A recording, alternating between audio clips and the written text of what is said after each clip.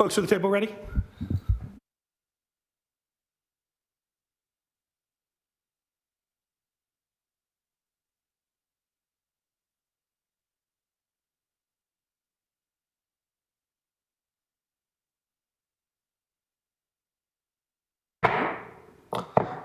Meeting called to order of the Finance Standing Committee at 9:34 a.m. on May 4th, 2026. Good morning, everybody. At this time, I'll take a roll call. Alderman Thorpe, you here? Present. Switching it up today, I put you first. Alderwoman O'Neill, you here? Okay, I'm present also. Is there a motion to approve the agenda as written? So moved. Second. All those in favor, please say aye. Aye. Is there a motion to approve the minutes as from the last meeting as presented? So moved. Second. All those in favor, please say aye. Aye. All right. Thanks so much for bearing with us as we got started with things. Folks, the floor is yours. Thank you. Aisha Young, Director, Office of Community Services. Could you introduce? Sure. And hi, good morning, everyone. I'm Erin Lee, Social Work Care Coordinator with the Office of Community Services. We'll go through our budget presentation. This year is a little over than 3, but I feel like we accomplished so much. And just to give a little background, I've been here for 2 years, so I feel like I'm just still learning a little bit, but excited about all the things that we've done so far. So we focused a lot on rebranding because when I first started, or when I got here, we didn't have a distinguished identity, I should say. A lot of people confused us with Community Action Agency, or they didn't know exactly who we were or what our work entailed. So I focused on, or I feel like we should have focused on the rebranding, and that's something that we did. We did a lot of new materials, working with Mitchell, helping us come up with new logos and icons, and just having a uniform branding. I don't know if you all seen the Wellness Man before, but the Rapping on the Wellness Man, just trying to, I don't want to say that the artwork wasn't great, but a lot of people thought it was like daycare, even though the pictures on there were adults, but it still kind of looks like daycare. So just focusing on moving away from that so that we could really establish the Office of Community Services. And as you all know, we house the grants or manage the grants. One thing that we didn't do were like site visits, some grant trainings, quarterly progress sessions. So we focused on some of that, hosting trainings around grant writing, sustainability, fundraising, AI training. Those were received very well. Site visits, visiting each grantee or whomever signs up. It wasn't mandatory, but we asked everyone if they were interested for us to come, to just sign up, and we come out just to observe their work, see how we could better support them, and also put faces to names, because I haven't seen a lot of people in person, just talk to them through email.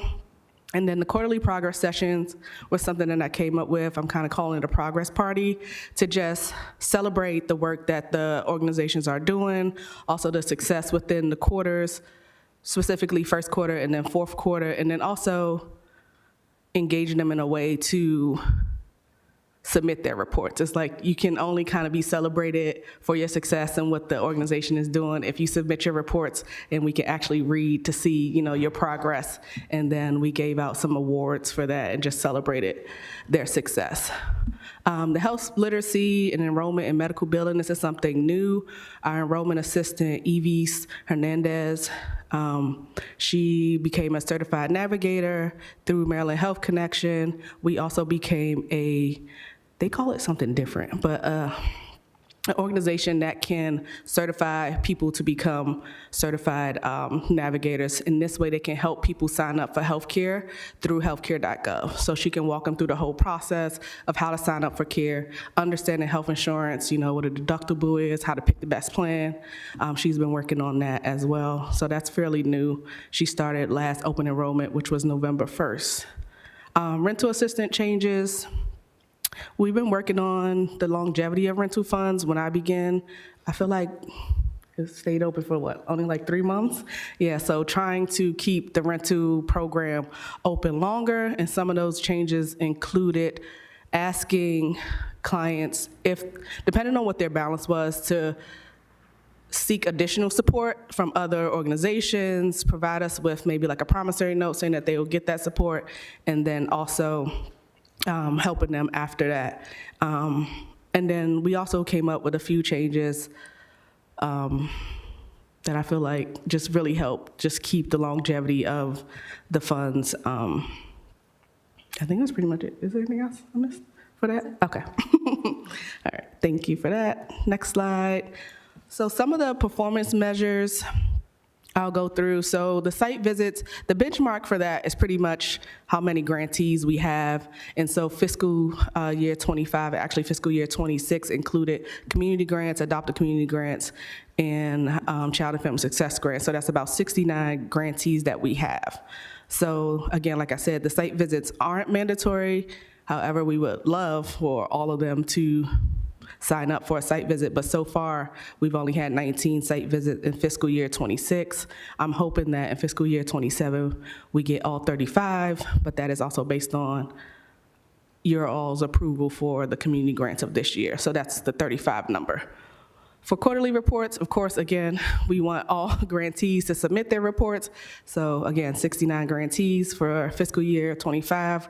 We actually had 67 this year. End of year isn't over, but we have 47 grantees who submitted their reports. And then, of course, again, for fiscal year 25, we will want all grantees to submit their their reports. For enrollment assistance, since we just began and enrollment is not a yearly thing, so like I said, open enrollment is November 1st through January 15th. It's kind of hard to get those benchmarks, but this is something EVC and I are talking about. I am hoping that maybe like during open enrollment, she can get maybe about 18 to 20 clients, because that's what she got this year as far as assisting and enrolling them. And then maybe we can create some monthly goals around health literacy trainings to where she actually goes out and speak to individuals about health insurance literacy, you know, how to sign up for a plan, again, the deductible, how to navigate the whole health insurance marketplace. Next program, the rental assistance program, open. So my benchmark I used was for this year, keeping it open at least 8 months, I feel like is a good goal. Again, for fiscal year 25, it was only open 4 months. For this year, it was only open 7 months. And then next year, or fiscal year 27, I'm hoping we can keep it open 9 months. And this is just an average I based that number on. So rental applications received, we technically really don't have a benchmark for that, or you know, how we decide who's going to apply, but fiscal year 25, 209 applications. Fiscal year 26, once it closed, we had 161 applications, and that's why you see TBD for fiscal year 27. And again, rental applications approved. Of that 209, we approved 120 in fiscal year 25. Of the 161, we approved 92. And again, performance measures will be discussed in figuring out how to measure that success in fiscal year 27. And again, new rental applications. So looking over the past years, we had a lot of repeat clients that would apply every year. So new rental applications is something that I feel like we should keep track of, and it's something that I have been keeping track of. So out of the applications that we received for fiscal year 25, we had about 50 new applicants. And then for fiscal year 26, as you can see, we had 96 new applicants. So again, performance measures will be discussed on like numbers or new rental application numbers that we would like to see. And then of course we have care coordination, social work, Erin Lee right here, for cases closed. The goal is about maybe 10 a month, looking over, you know, all the cases that they have throughout the year. They help about an average of 10 a month, so I thought we can continue with that goal. And measuring that success, for me, is closing those cases, making sure that those residents get the assistance that they need, whether it's us providing the service or Erin and Shania referring them to outside resources. So for fiscal year 25, they closed about 33 cases. For fiscal year 26, 65, but the end of year isn't over. And then I'm hoping that fiscal year 27, they close at least 85 of those applications. Okay, moving on. So some other statistics based on our body of work. So the sustainability trainings for the grants, I would love to keep that going, at least having 3 a year. So fiscal year 25, we did 2. Again, this year we did 3, and I'm proposing to continue with 3 moving forward. We got a lot of great feedback on the trainings that we provided. They feel like it really helps them, and I also want to continue to support our grantees with figuring out creative ways on how to get additional funding outside of outside of grants, because we know with the new climate, political climate and everything, sometimes that's not always sustainable. So I just want to continue to make sure that grantees feel supported in their sustainability. The quarterly meetings, I would love for us to continue that, especially since they have to submit quarterly reports. It doesn't necessarily have to be all 4 quarters, but I would love for it to be all 4. So as you see, our goals for fiscal year 25, we actually didn't do any meetings this year. We did 2. So again, I'm proposing that we at least do 4 and have at least all grantees attend. And then the progress sessions, again, focusing on quarter 1 and quarter 4. So that'll be 2 sessions a year. So fiscal year 25, we had 1. This year, we had 1 so far, but we're planning our second one for next month. And then again, fiscal year 27, just hoping that we can get 2 in there. And then our community outreach and events, our goal is about 40 because our average is around 41 events in the fiscal year. So I'm going to continue that goal. So fiscal year 25, we had about 41 events. We're not finished. We have some events scheduled for fiscal year 26, but we only been to 27 so far. So I'm proposing that we attend 40 events to continue our outreach and engagement.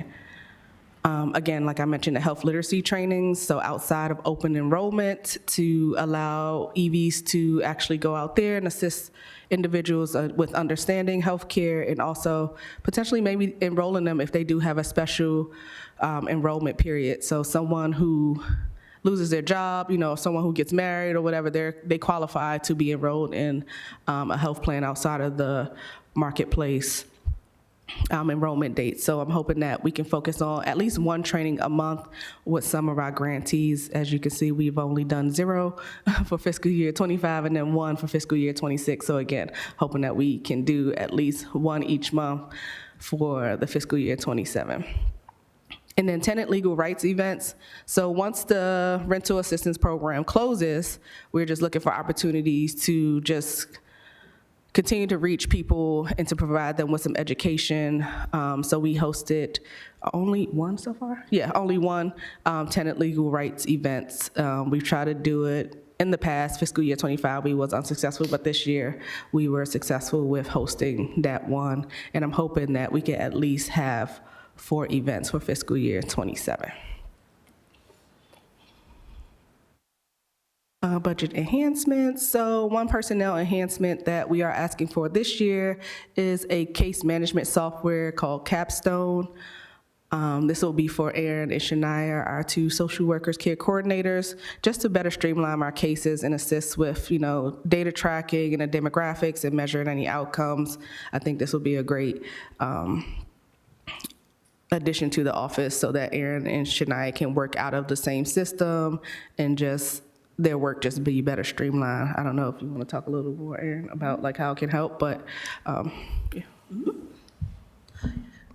Sure. So just wanted to talk a little bit more about Capstone, because in addition to just with any social services agency, they typically will have a uniform data entry, note tracking, case tracking, and it also helps for outcomes because we can definitely give, more, I would say, more accurate numbers as to how we're helping the community, who we're assisting, their demographics, and that would definitely help with that. And also, in addition with the software, it could also be used for, say, other departments that utilize social services in order to track their clients, such as No Harm.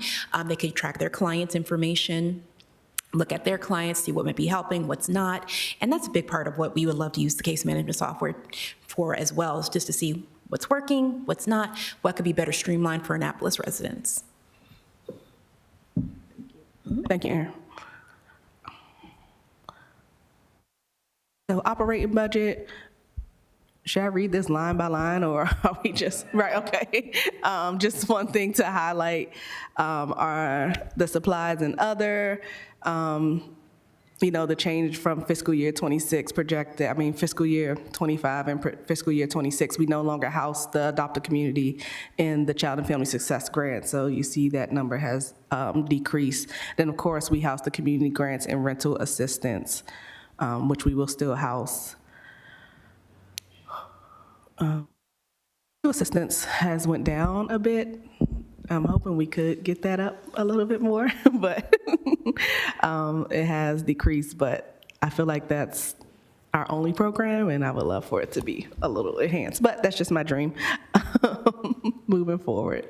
So additional information, I just threw in our collaboration with county partners, homelessness prevention, such as ACDS and Anne Arundel County Homeless Prevention and the coalition, Homeless Coalition, and how we coordinate with property managers and other organizations, that continue to support our rental assistance program. Aaron and Shania, they connect with Hope for All. They, connect families with furniture and essential household items. Charting Careers is another great organization that we connect with. They're always welcome and happy to connect with us to provide programming and support in other areas, or I should say neighborhoods and other organizations, and then maintaining that ongoing coordination, with city-funded grantees, just to continue to strengthen our service and referrals and across-program collaboration. And I'm ready for questions. That's some pretty good timing. Nice. Alderwoman O'Neill, you want to start us off? Sure. Thank you very much, Mr. Chair. I have a few questions. Yes, You kind of touched on it when we were talking about, I believe, the rental assistance. So repeat clients. Yes. And you're starting to track that, or you have been for this past fiscal year? So we started to track it a little bit in fiscal year 25 and 26. So if I can just go back really quickly. So even though we had less applications this year, we had more new rental applicants, and I think that's because of the increased visibility that we've been working on. So I want to continue to track that, but also do it in a way to where we're not helping someone, It's like if someone really does need the help and they have, because we have one client, I know he will never really meet the threshold for his rent based on like how much he gets for his Social Security, how much he's being charged for rent, and then you have groceries and other bills. So it's like trying to track the new applicants, but also in a way that we continue to help those that really need it. Right. I have a little bit of concern about, sorry. I just wanted to jump in there.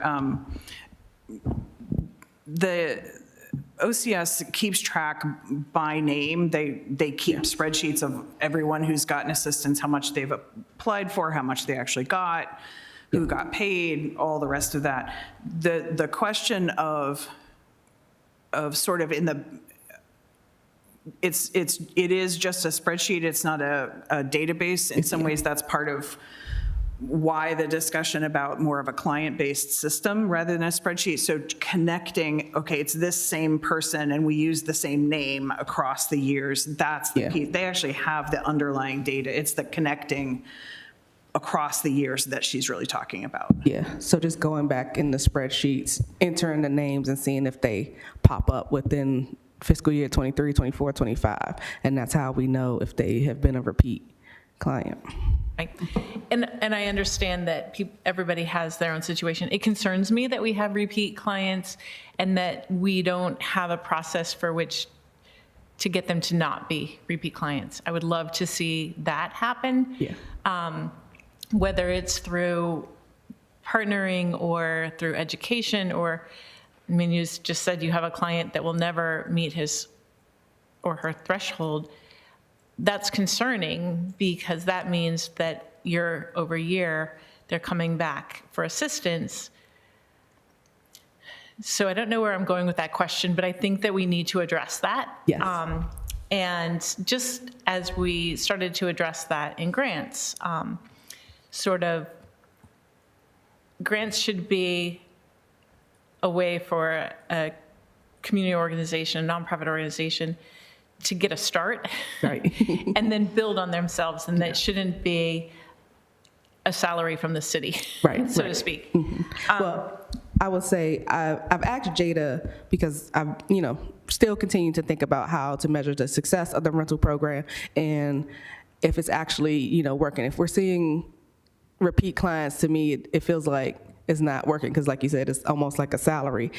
I've asked her to reach out to each property that we assist to ask about delinquency rates. So I'm wondering if maybe, I was thinking like if we get the delinquency rates, once the rental program opens, to then track if it helps decrease their delinquency rates significantly. Because then if it doesn't, then, to your point, it's just figuring out how do we continue to, make this program successful and decrease the repeat clients. So we are trying to figure out, how to lessen that burden. And we've talked with Isaac Vineyard over at Cove Haven about his financial literacy program, saying, if you've applied and you need to apply again, unfortunately, you won't be able to apply again until the next fiscal year after you take his financial literacy course, and then have some sort of certificate, and then, we see that you've taken it, and then we'll let you apply again.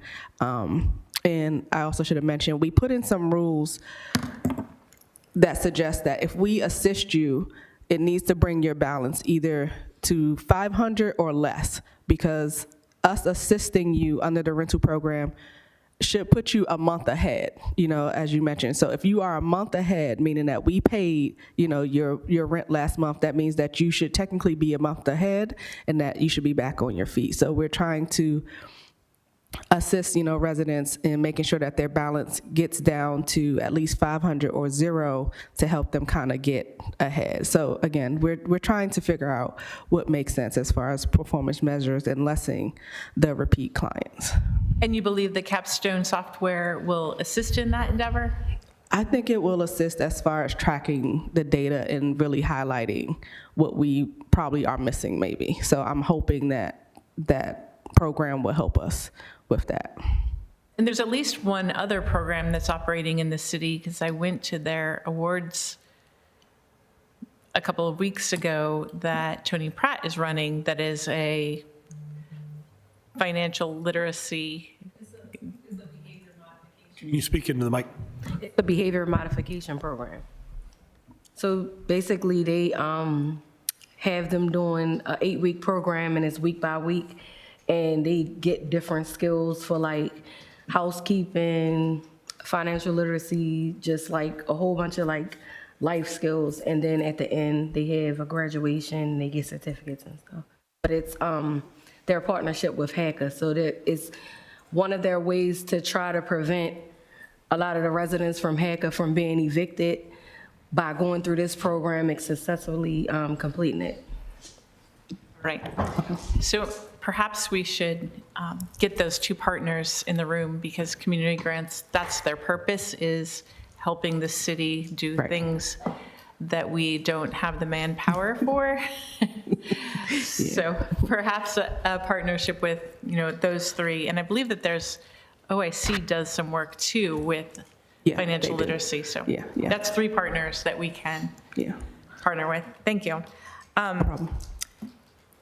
In your list of recommendations for grantees, are there any grantees that have a recommended amount that did not submit reports?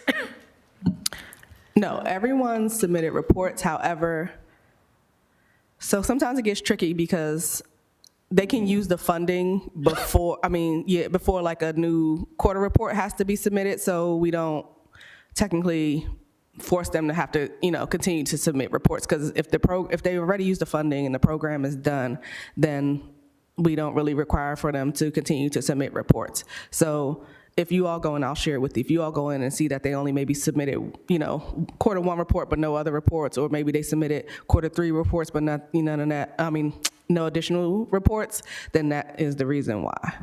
Okay, thank you.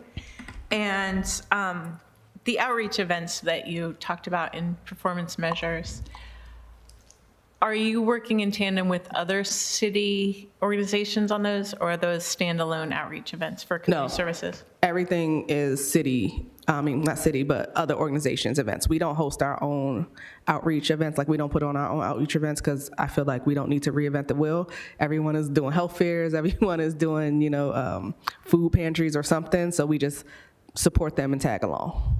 Okay. Thank you. That's my question. Thank you. Good morning. Good morning. And thank you for what you do. Talk about direct impact to people. So first couple of questions I have are just my awareness. On page 43 of the budget, we talk about 50 community grants totaling $443,000. But on your brief, community grants, this year is 418,000 projected and 375,000 proposed for 27. I'm trying to figure out what the $443,000 is. Which one are we looking at? 440? So in the actual budget that the mayor presented, he talks about 443,000.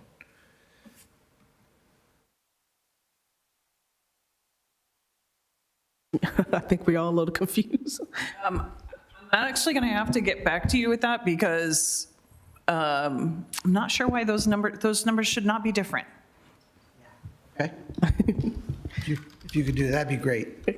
And as much, a level or two deeper than that would be great. And I'll stop asking questions, but that awareness would be great.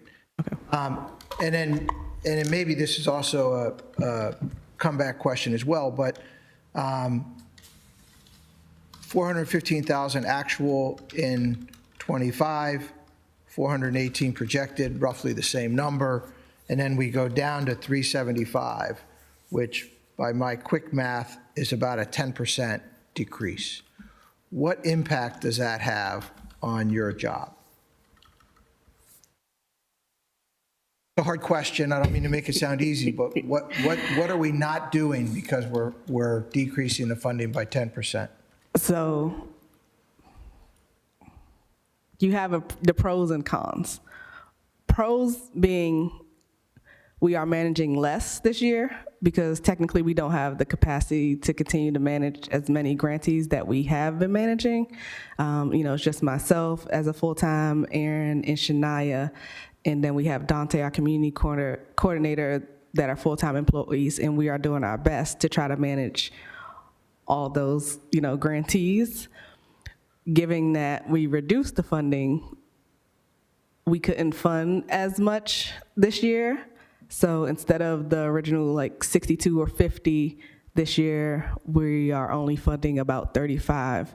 Now that does cut funding for, a good amount of organizations.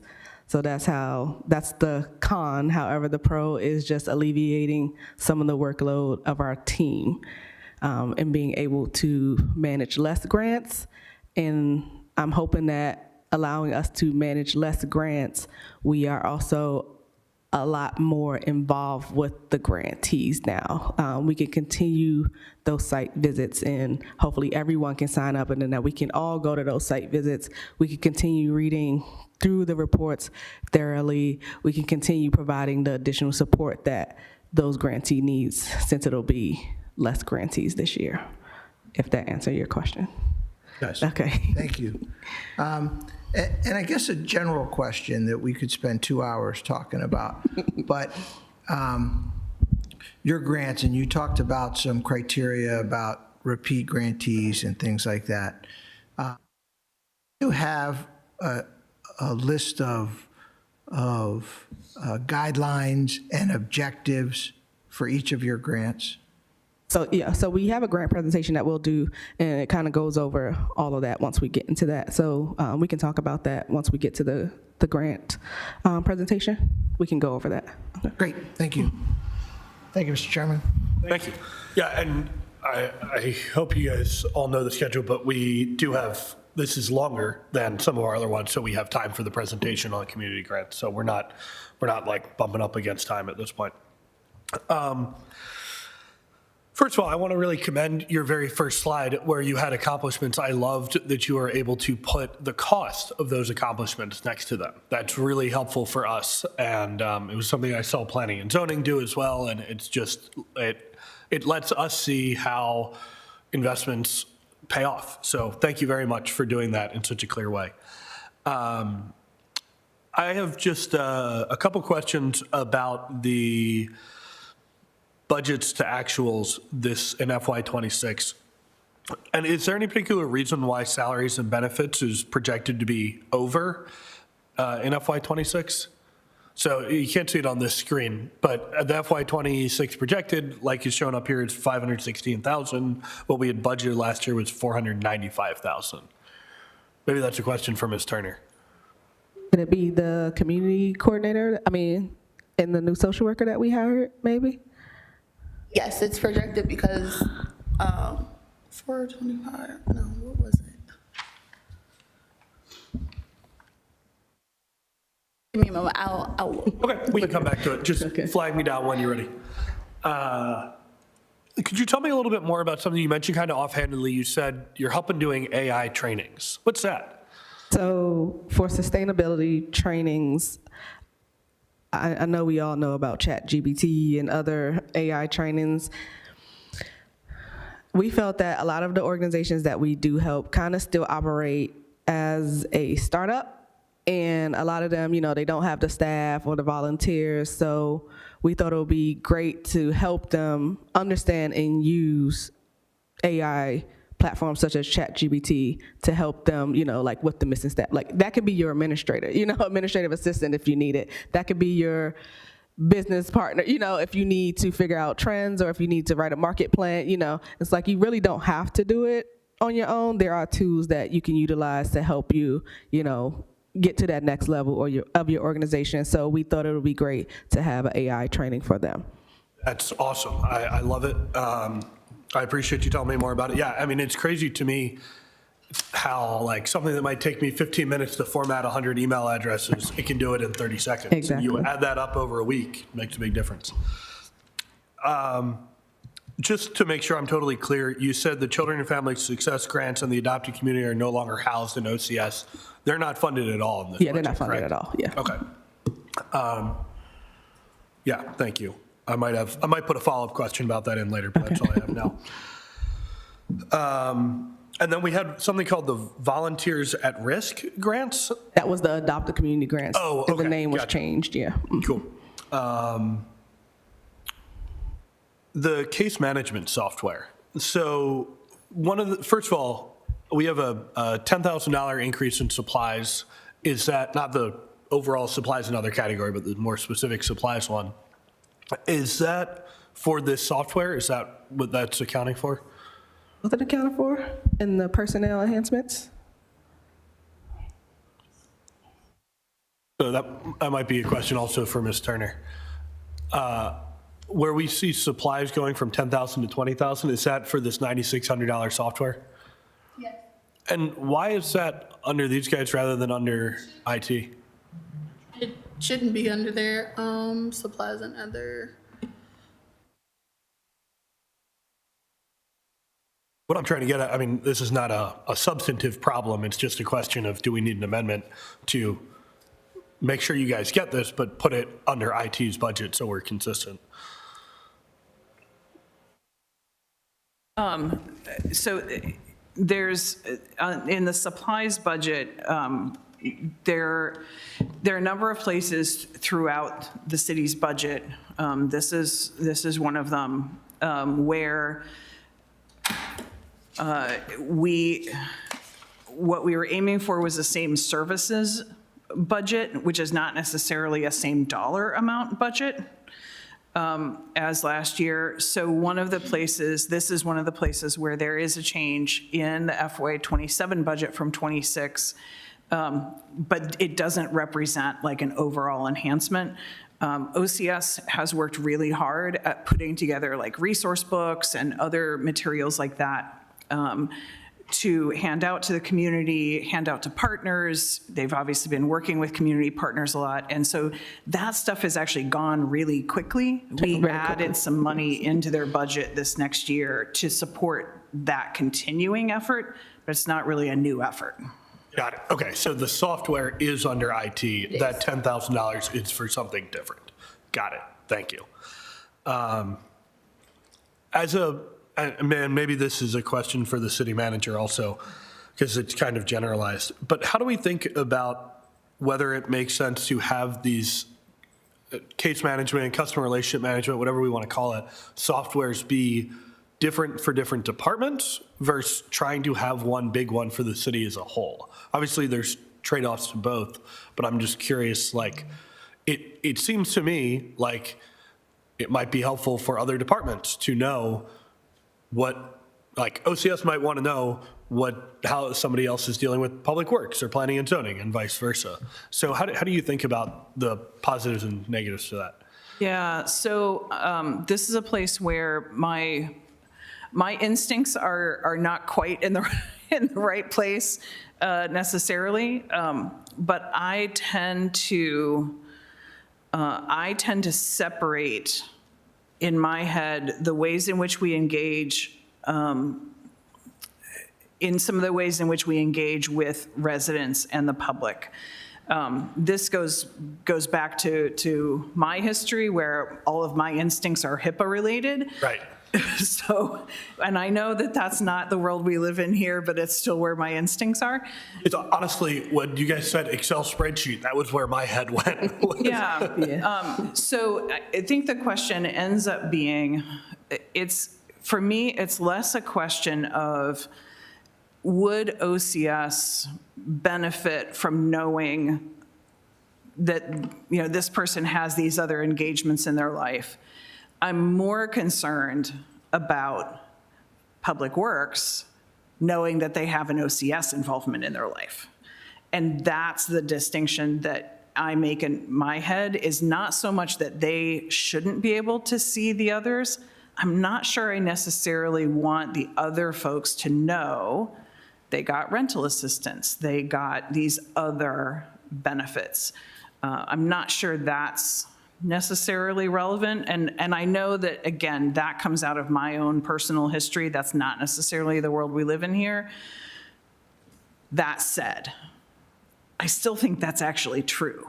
I'm not sure I need Public Works to know that. And you guys would concur with that? What do you think about your case? Yeah. I guess the only thing I would say is, well, I guess I'm thinking more along lines of like planning and zoning when it comes to like residents and tenants dealing with, like a licensing issue or something, like, being able to step in and help. Yeah, the licensing, so the outreach stuff, the various efforts, that to me could all live under one umbrella, right? Licensing, there's a lot of that's ends up getting connected into like the financial system and that visibility. And again, so then it's planning and zoning and it's finance and it's including DPW and the rest, right? So this is a place where, frankly, I'm probably persuadable. I'm just trying to be really upfront that this is where my instincts come from. So by default, that's my answer. But I recognize that that's not necessarily the right answer here. Yeah, I'll say, I think my instincts are on the opposite end of the spectrum, but also persuadable that I tend to, having grown up in a social media era, think that we're in something of a post-privacy world, but that's probably also it's not perfect either. All right, I did have a couple other questions, I'm just finding them. Man, I wrote this note and I knew I was gonna forget what I meant later. This is actually related to community grants, so I can wait on that until after that presentation. The last thing I wanted to ask you guys about is same question I asked to the police department. There are parts of their reentry and community work that seem like they can overlap some with, or not, overlap's not even the right word, but they can intersect with some of what OCS does. And I think there's good reasons why we want them separate. But what I'm trying to get at is, at what point do you think, and again, I asked the same question to them, at what point would you know that something you guys are currently doing might be better housed with them? How would you evaluate that? Good question. It makes me feel a little hesitant because Aaron sits over at Robinwood, and sometimes the police utilize where she sits, but that kind of deters people from coming to where she is, because then they think, we're the police, and then they don't come to get the help that they need. So I'm thinking on that aspect, like, if we were to refer someone saying like, hey, that's better housed over there, would they be comfortable, to say, okay, well, or will they just give up and not get the help they need? So that's how I'm feeling about it. Aaron, what do you think? Sure. So I was also going to mention, as far as, capacity as well, because I know, say, if Shania and I do need to refer someone to another nonprofit or a church, for example, that does take some hand-holding, because sometimes for folks, they may have called 15 other different agencies in that day, and I do understand their frustration when unfortunately, we have another voice saying, I'm so sorry, but we can't help you. So that is follow-up, that personal attention, calling them back, emailing, and then also sometimes contacting the agency just to make sure that the connection was made as well, too. So now doing that for maybe 5 clients is great. That's something that, we as social workers can handle. But say if that number ever increased to maybe more than 30, that would be tough. So just having that capacity to make sure that we are, not only just providing good customer service, but also living up to our licensure. Thank you. How did we, I'm sorry, Ms. Turner, you had something. We were coming back to. Yes, I wanted to answer your question about the projection. So it looks like the projection includes their 2 temporary people working more than part-time hours, which is making it more elevated than what is budgeted for FY27, because for FY27, we have them budgeted as part-time, during part-time hours. And that's at a standpoint, so that was at December 31st. I'm actually looking at actuals now, and it looks like it's still fluctuating. Sometimes they're working 40 hours, sometimes they're working less back to the temporary, so it's. Thank you for explaining that. Anything you guys want to add on that? I was gonna say I'm a little surprised because my 2 part-time people always make it seem like we're not doing more than 20, and I guess that's something that I have to stay on top of. So, sorry about that. Oh, that's fine. No, that's why we asked about it. That's our job, is looking through these things. All right, I had something else I was going to ask you guys. Oh, the Children and Family Success Grant. I know Alderman Chandler will want me to ask about this. How did we determine that that was not worth the investment? It was one-time funded. Oh, well, that's an easy answer. Thank you. Okay. All right, that's all I got. Yeah, it's one of, I'm sorry, Ms. Conti. Yes, please. I just wanted to. And you might want to move your mic down a little bit. I just wanted to point out some of the criteria that we had for some of the grants that we were offering, and your proposed allocations that you were going to give. When we're making these determinations, what are we using? Like, how are we going about? Do we actually know the organizations and what they're providing besides what they're telling us? So, do we want to just get into the grant? Are you asking about community grants? Community grants. Okay. Do we want to just get into the grant Then, yeah, presentation? maybe we should do the presentation first on that. Do you have anything not No, related to community no. grants? Okay, let's go to the presentation, and then we'll ask some questions on community grants, and Okay. I'll let Alderwoman Conti go first.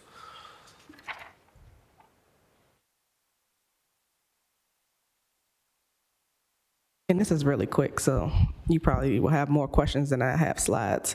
And just by the way, I think I'm not able to access this within our folder. Okay. Ms. Jackson says she's going to fix it. Thank you. Okay. Oh, it's fixed already. Go ahead. All right, so I'll start with the review team. We have Rosio, Janine, I feel like I'm saying Janine's name wrong. Jeannie, I knew it. Patty Norris, Teresa Wellman, myself, Erin, and Shania. And of course, thank you to all of them for being a part of the review team. So this just goes over the priorities for defining operating grant and the capital grant. The operating grant, of course, supports the day-to-day of the nonprofit, and then the capital grant supports like the purchase of property and construction, but that kind of falls more under like a CBDG grant, I believe.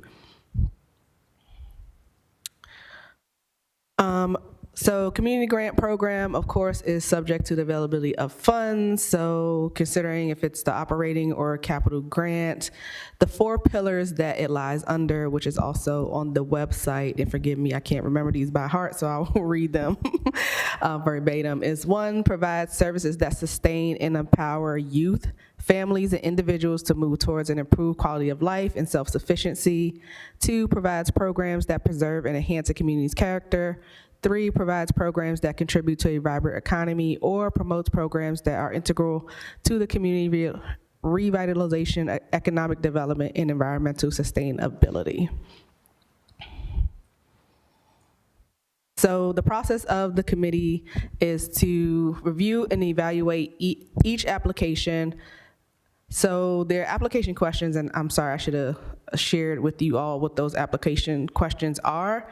They were already created when I got here. We didn't change them too much, but I think we probably can make some improvements on that. But for the meantime, we've been using what was already in place.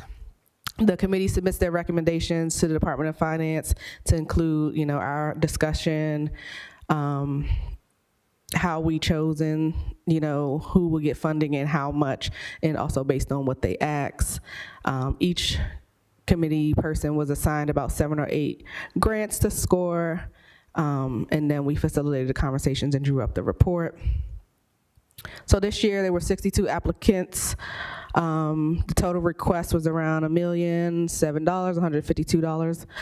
Previous request was $995, but the funding pool for this panel to work with was $373. This year, $700. So Carmen and I, we kind of discussed a range for the grants this year, figuring out a streamlined system. So we decided the minimum recommended grant award will be around $5,000 and the maximum being $20,000. There were some exceptions considered based on the organization's request or to match funding, because some organizations asked for less. I guess I'll throw in one thing that I appreciated about the Adopt a Community grants and the Child and Family Success grants is that they had a set amount. So the community grants really didn't follow that. They can ask for whatever it is that they need, and then it's all decided on how much we should fund them. But I thought to better streamline things, it will be simpler to have a set amount, like whether it's $5,000, $10,000, $15,000, or $20,000, instead of, I don't want to say random amounts, but it felt random, like, $3,100 or something like that, So just kind of staying streamlined with an actual amount, unless they ask for it, because you'll see that some people did ask for less. So this year, Carmen and I did have a conversation about focusing on the needs. The requests that we get at the office, the calls and the clients that reach out to us, what the needs are. So we kind of focused on that and focused on those organizations pretty much receiving the most, based on what they asked for. So that was housing, which is our biggest thing, and homelessness prevention, and of course food insecurity and utility assistance were prioritized over programming this year.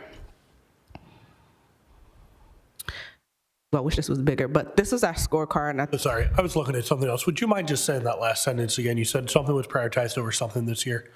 so homelessness, housing, food insecurity and utility assistance were kind of, prioritized over programming this year because that's the need of our office. Those are the majority of our clients and the cases that we get. Thank you. Yes.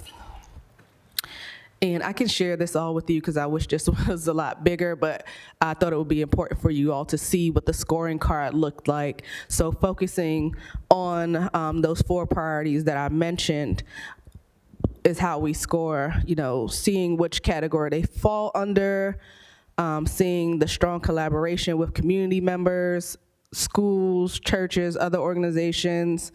Something that I agreed with Karma with was that programming needed to be at least 75% of city residents. And then, of course, having that diverse funding is something that's really important for sustainability. So showing us that you had additional funding outside of just city funding. And there's some more, and I would love to share this card with you all later. So again, focusing on those categories, providing services that sustain and empower youth, families, and individuals to move towards an improved quality of life and sustainability. That category is our largest category, which was $330,700 that we funded. So that focused a lot, again, on that homelessness prevention, focused a lot on utility programs, food programs, and then filling in the gaps with like after-school programs, summer programs and things like that. For category 2, promoting community pride and culture enrichment through programs that preserve local history, expand access to the arts, and foster education and sustainability within the community. That category was only about $5,000. Category 3, support free and accessible community programs that foster connection, participation, and pride among Annapolis residents. That category, we funded $10,000. And then the last category, provide programs that are integral to the community revitalization, economic development, environmental sustainability. That was $28,000, and that was a match funding. So in summary, there were 62 proposals totaling over $1 million, 35 awardees that we decided to recommend funding for so that we can meet the number that we were working with this year.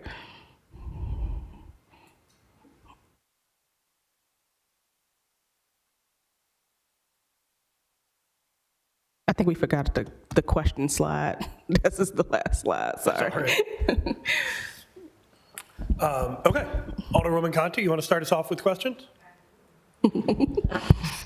So, looking at the proposed amounts that you're going to give to some of the organizations, I had a couple questions. One of them is for the assistant league, and they wanted, I don't know the exact amount. They wanted money. School uniforms? Yeah. Yes. Mm-hmm. I'm trying to understand why one organization that's covering one school would get that much of a grant over other schools that's also community schools like in Germantown, where they provide the same services, given only them and not giving zero to the other ones. Like, what made y'all make that decision to propose that?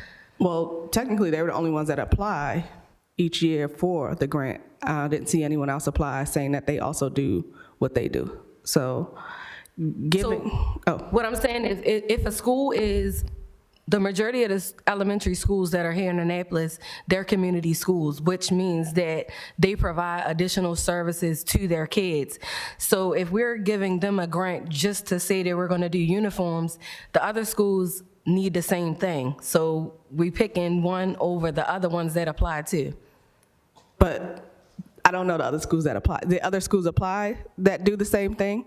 Because the only schools that I've seen were Germantown and I think Eastport, but they were asking for PTA. They didn't mention anything about school uniforms. So technically, Assistant League of the Chesapeake is the only organization that applied to help children with school uniforms. So that's why we provided them with grant funding. We didn't think about there's other community schools out there that do the same thing because they didn't apply. So this is the only organization that stuck out to us because they applied that said, we give uniforms to, the kids. I forget what school they give them to.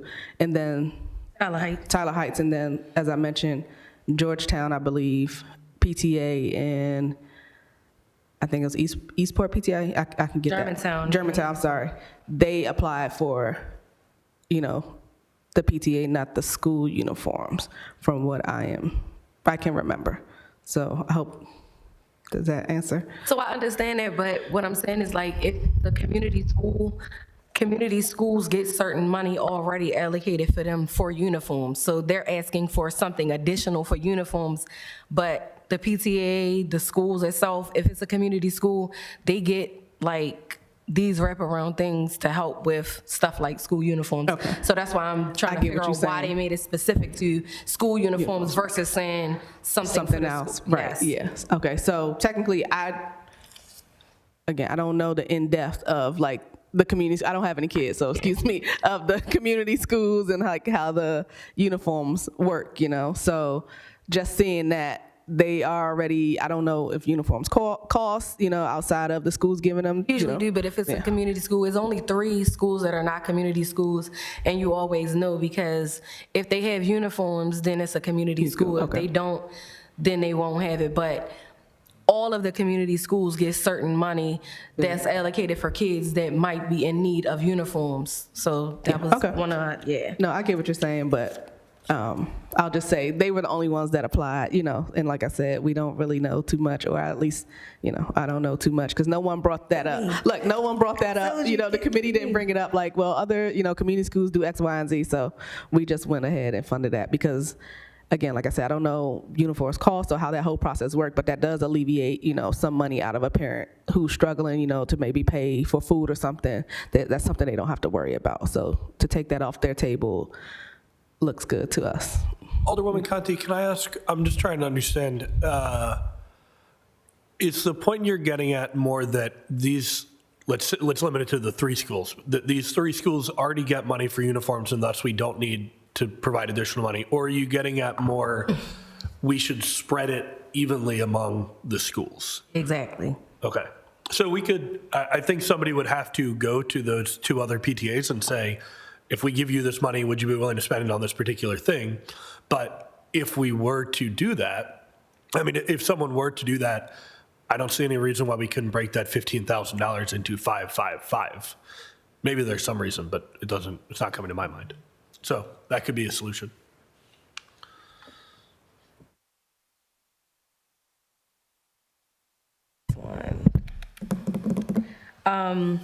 So like me and you had a conversation. So as far as like Salvation Army, they said that they're helping with like utilities and housing and stuff like that. But for years, they've been a known place to only give conditionally to like a certain community or a certain vast of people. So how are we like? So again, based on the scoring card that we use is how we determine who will get funding. And forgive me, because like I said, I've only been here 2 years. This is also why we wanted to start doing site visits so that we could actually start seeing everyone's program and the success of it. Because yes, we do have the reports, but it's always good to see for yourself, right? So we want to make sure that we increase our site visits, continue to get out there and actually see everyone's work.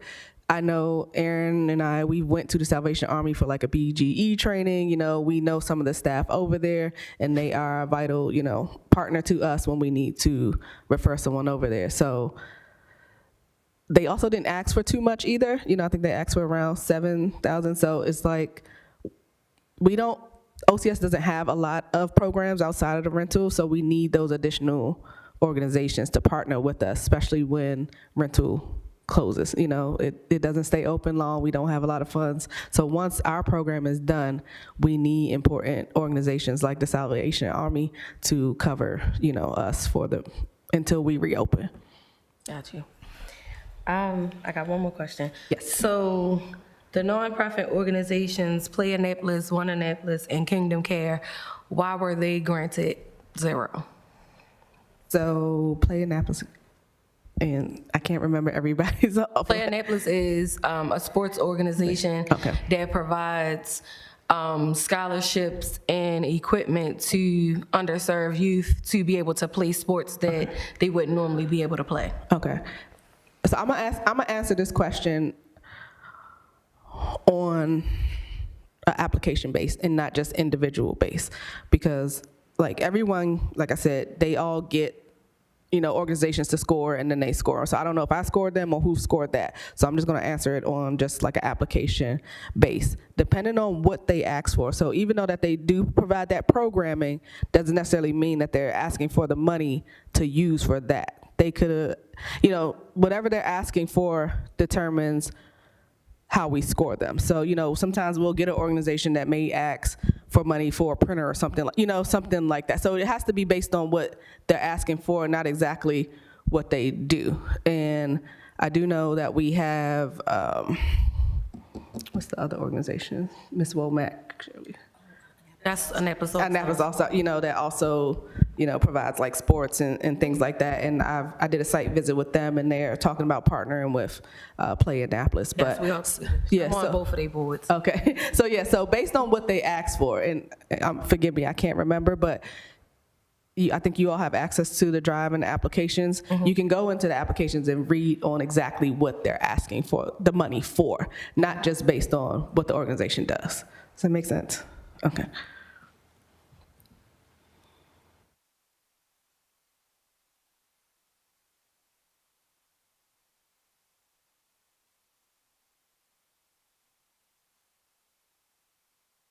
Oh, you good?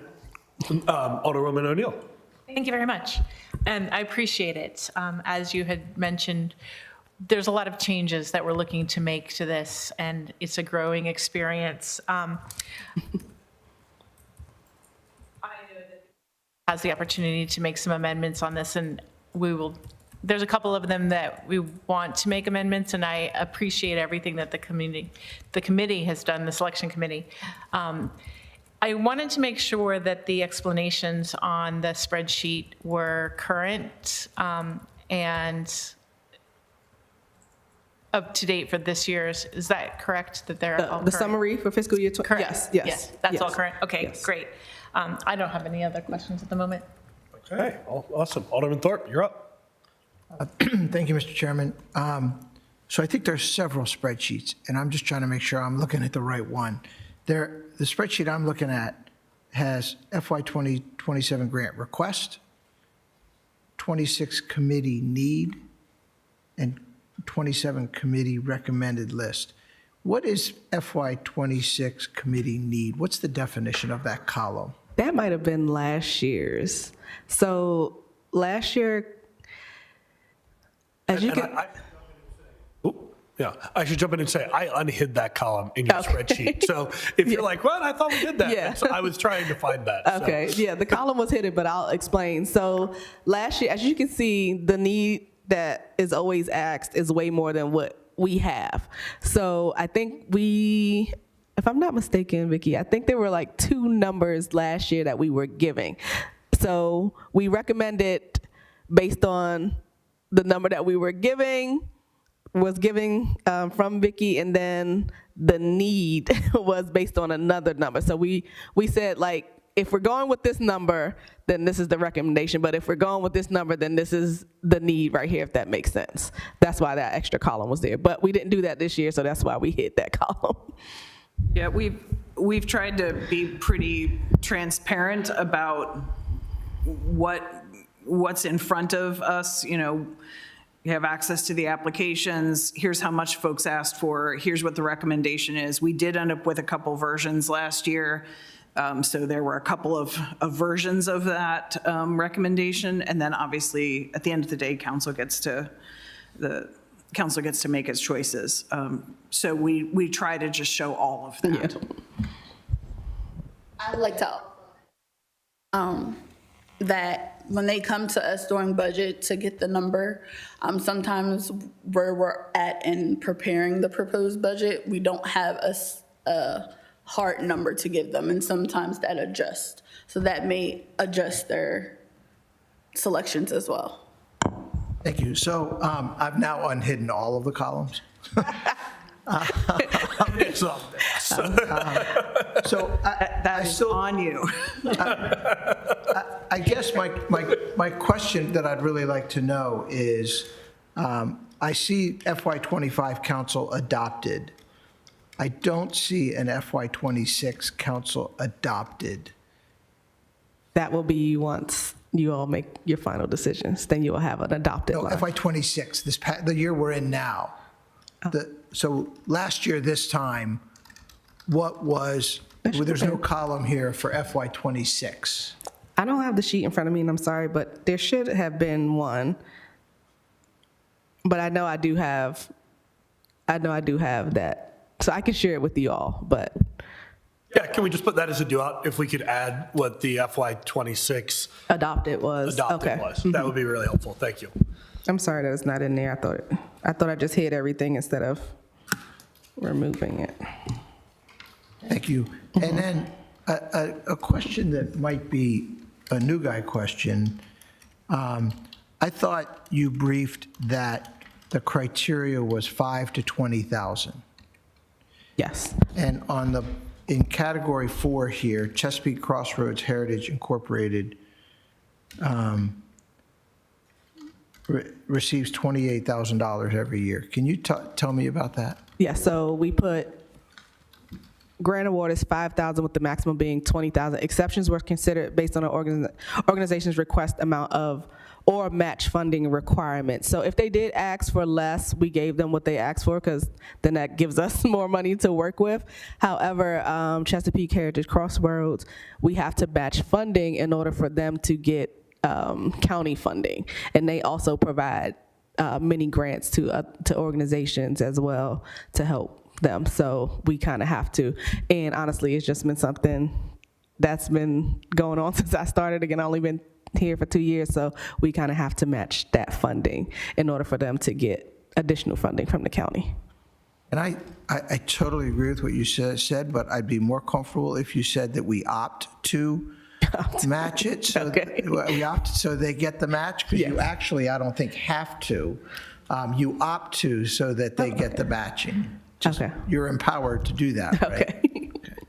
All right, thank you, Mr. Chairman. Thanks. I really appreciate this. I know we've been working on making this better, and it seems like we're getting better. So thank you. I hope so. I think I was talking with Alderwoman O'Neill about this over the weekend, that I think at some point we might need to make some changes to the code, hopefully. And so maybe that's something that we can have as a finance committee hearing. I'm coming up with all of these ideas over the course of these budget hearings for things we need to bring folks back for when we're not in the middle of the budget. I would love if you could throw in a grant management software. Oh, okay, interesting. I should have put it as one of your I names. should have put that. I didn't think of it at the time. I'm not going to grill you on all these, but I do have two in particular that just jumped out to me. Okay. One is the Blacks of the Chesapeake application. Last year in FY '26, I remember their founder had just died. They didn't put in an application. And this year we're choosing not to fund that, which might be perfectly reasonable. But I just want to ensure that the not putting in an application in last year, which the council then went and corrected, and we would, so what I'm getting at is, this would show up as in FY '26, the committee's recommendation was to not give them any money.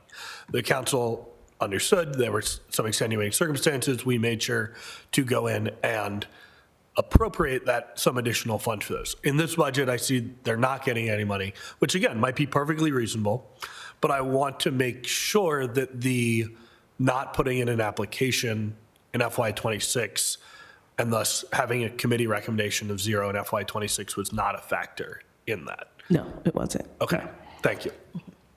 And then the other one, not to come after my pal to the right over here, but is the funding for the Eastport Volunteer Fire Department to get AEDs. We just heard at the last council meeting how important it is to get AEDs, but it also is in a category here for something like supporting culture and history. And that strikes me as not about culture and history. So could you just explain that one a little bit more? We let everyone on the application pick where they felt they fall under. So we didn't classify that for them. So we asked, which category do you feel you fall under? They choose it. We put them there. So, yeah. So you guys were basically looking at this and saying, boy, AEDs are a really important thing. They might not be important for history, but they're important overall. Well, yes, they're important overall. And then someone on the committee mentioned that I guess someone was playing pickleball and actually needed an AED. So, yeah. But we were hearing about it at the council Okay, meeting yeah, this past so- week. Yeah. Yeah.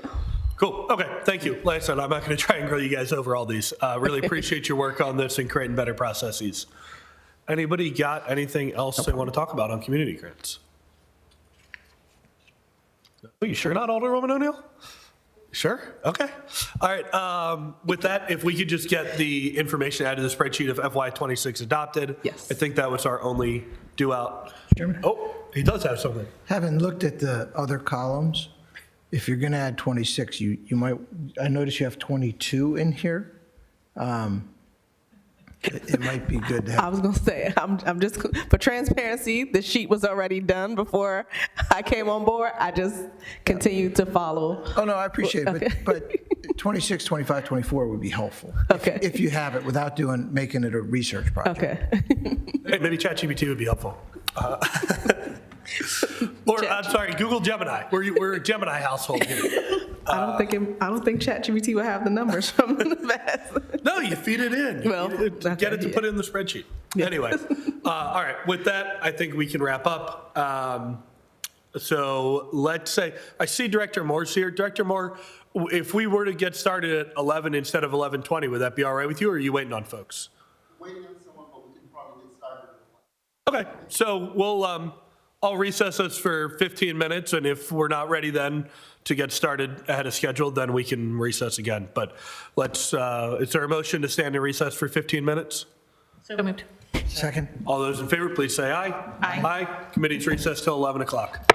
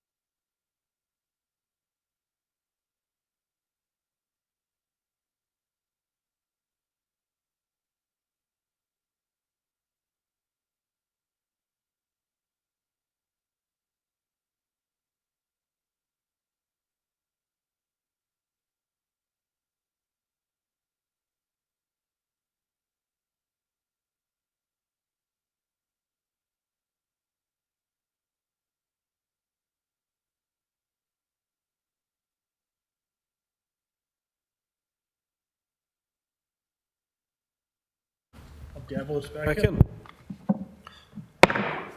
Meeting called back to order at 11:07 a.m. on May 4th, 2026.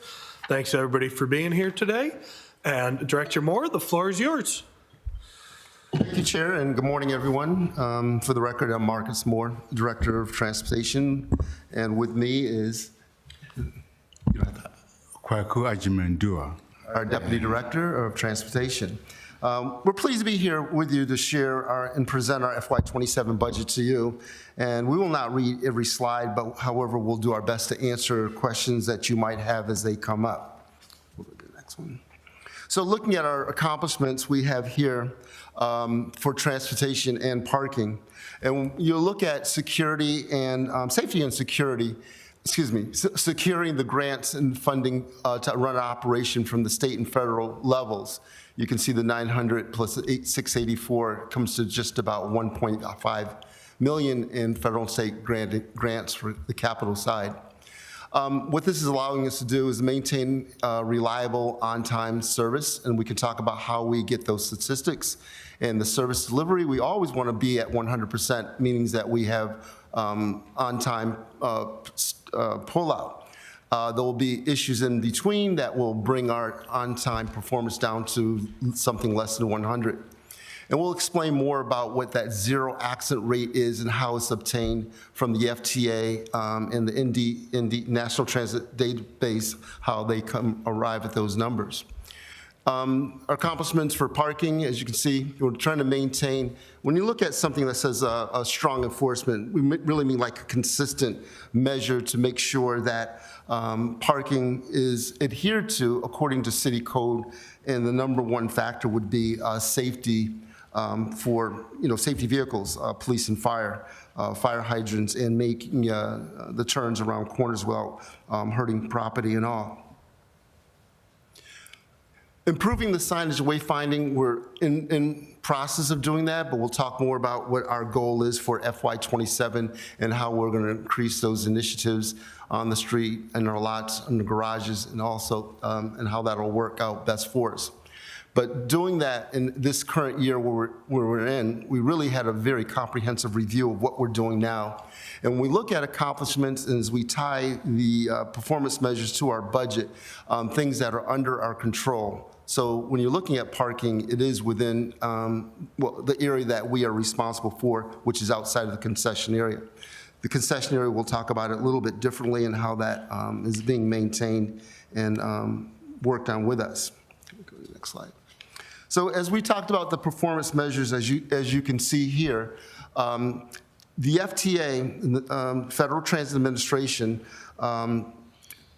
uses the primary use of how they come about with this data using the NTD National Transit Database is calculated for smaller agencies like ours, 100,000 vehicle revenue miles. Larger agencies might have as much as 1 million. But what makes it a FRA reportable accident? Was there a fatality, an injury that was treated away from the scene? If a vehicle could not operate under its own power because of safety, meaning tail lights, marker lights, and all.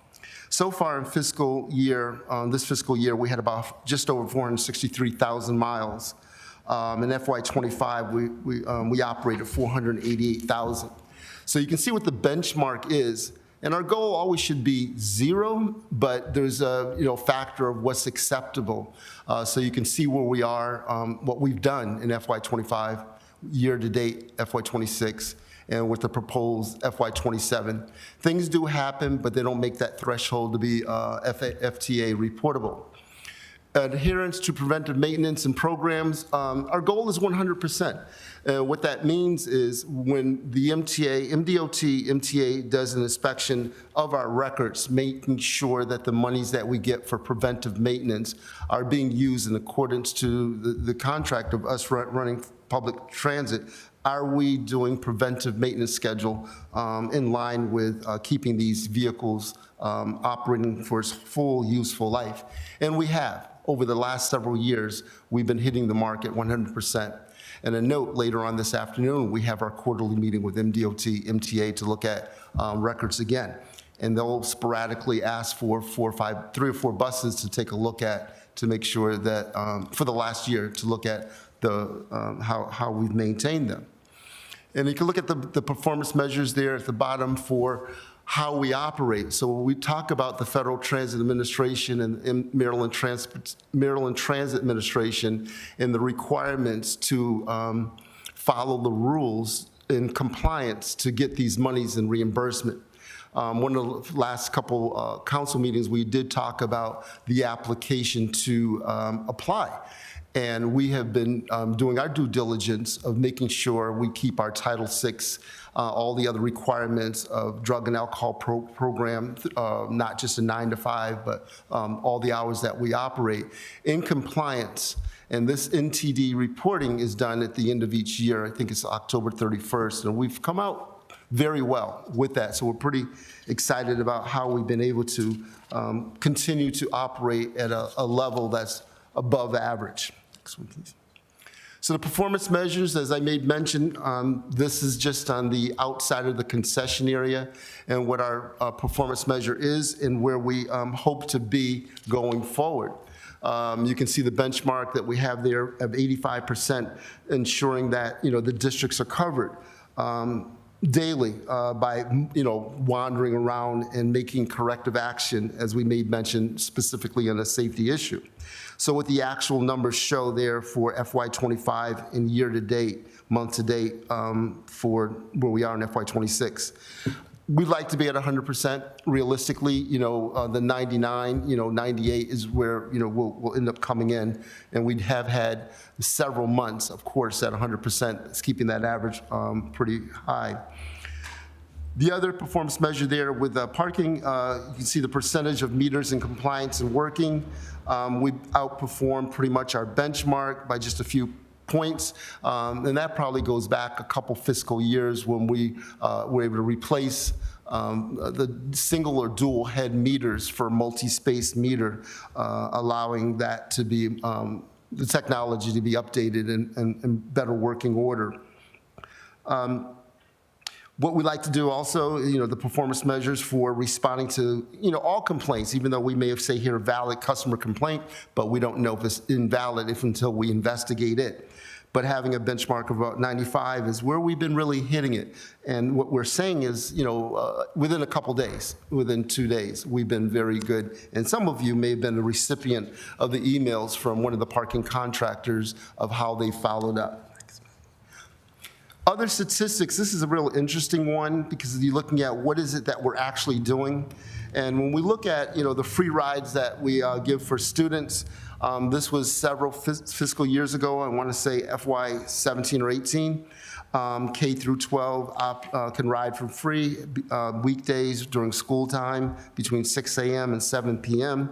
And you look at the numbers there for the actual, for FY 25, and where we are year to date for 26. And to kind of put that in context, you can see what the total ridership is for those years. It's really hard to give a projection or proposed number of riders. We'd love to see, numbers growing so fast, so much that you want to just continue to give us more money to continue to expand our routes. Some of the other statistics that you'll see here is our participation in city-sponsored and community events. Fiscal year 25, about a dozen there that you can see, and so far what we've done, 3. So giving you some ideas of what those are would be parades. Other events when we had a cooling bus, a warming bus, first night, middle of the summer, 4th of July is a big one because we don't operate transit service, but we operate free service from the Navy Stadium to Lawyers Mall for people to go down to see the fireworks. We have, 5 buses doing a round robin from like 4 o'clock in the afternoon until 12:30, which requires a supervisor to be on duty as well. That's probably one of the biggest ones, but if you think about Military Bowl and all the other events that come up, and even though we have the Israeli barriers and dump trucks and all, sometimes we're asked to use an older asset to help block traffic to protect those that are in parades. So you can kind of take a look at some of the things that, an idea of what other statistics are that we don't get a reimbursement, but it's just the right thing to do for city-sponsored events, community events, and things that we go out to kind of share about transit. Parking garages, when you look at transient volumes, these are considered, day people. People there for a few hours, up to a day, not monthly parkers. So there's no real goal on how many people will come in. We just want to make the ease better, the apps easier, and the response time of doing things that we get to visitor center and other places like town halls where we can show folks how easy it is to sign up. So you can look at FY25 actual, over 417,000 transient uses in the parking garages outside the concession area, where we are so far year to date. No real proposal there forward, but it would be nice to use something like, we'd love to increase this 10% every year, 20%. So you got the on-street parking and the revenue that is generated. This is just revenue for parking, not citations. So the actual for FY25, where we are so far in year-to-date in 26, but there's no real proposal, but we can actually answer any questions that you might have there. That's year-to-date for 26? Just, Yes. so we're very much outpacing FY25, right? We are. More spaces, more people being using it. I think a lot of the things that we've done for helping the businesses, just getting folks out, it really has grown. And then, the collection or, I guess the other pot would have been those that were still there but weren't paying, that went to a collection part. More people are paying because they're figuring out how easy or how to use the app. But it is outpacing for sure.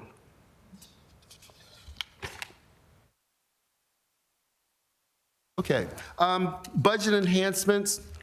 Before you ask the question, I know you have one. When you look at personnel enhancements, we say none, but you're going to see FTE increase by 1, and what that is just a transfer over from another agency.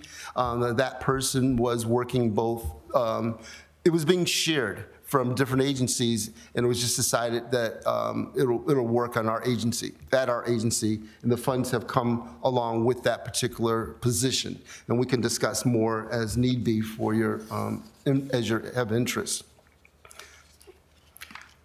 Next. The non-personnel enhancements largely go around parking, wayfinding, and signage, garages. And if we go back to a couple pages, you don't have to go back, but you may see that revenue really going up because, building it and they will come, but they don't know how to get in the front door is really hard for Park Place. There's so many ways to get in. We got a shared asset. We're the majority owner with Guardian as a minority owner, and there's so much activity there, and that's our largest asset of over 1,100 spaces. Can you imagine if we're able to, get a capacity several times a month, what that will look like? So just getting folks from highways where we can get signage to get into our garages, and then once they get in the garages, which way do I go and how do I pay?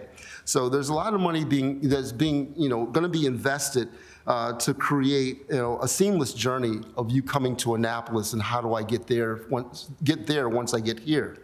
And you'll hear us talk more about Gorilla Post, and those are really neat marks that you can use for parking.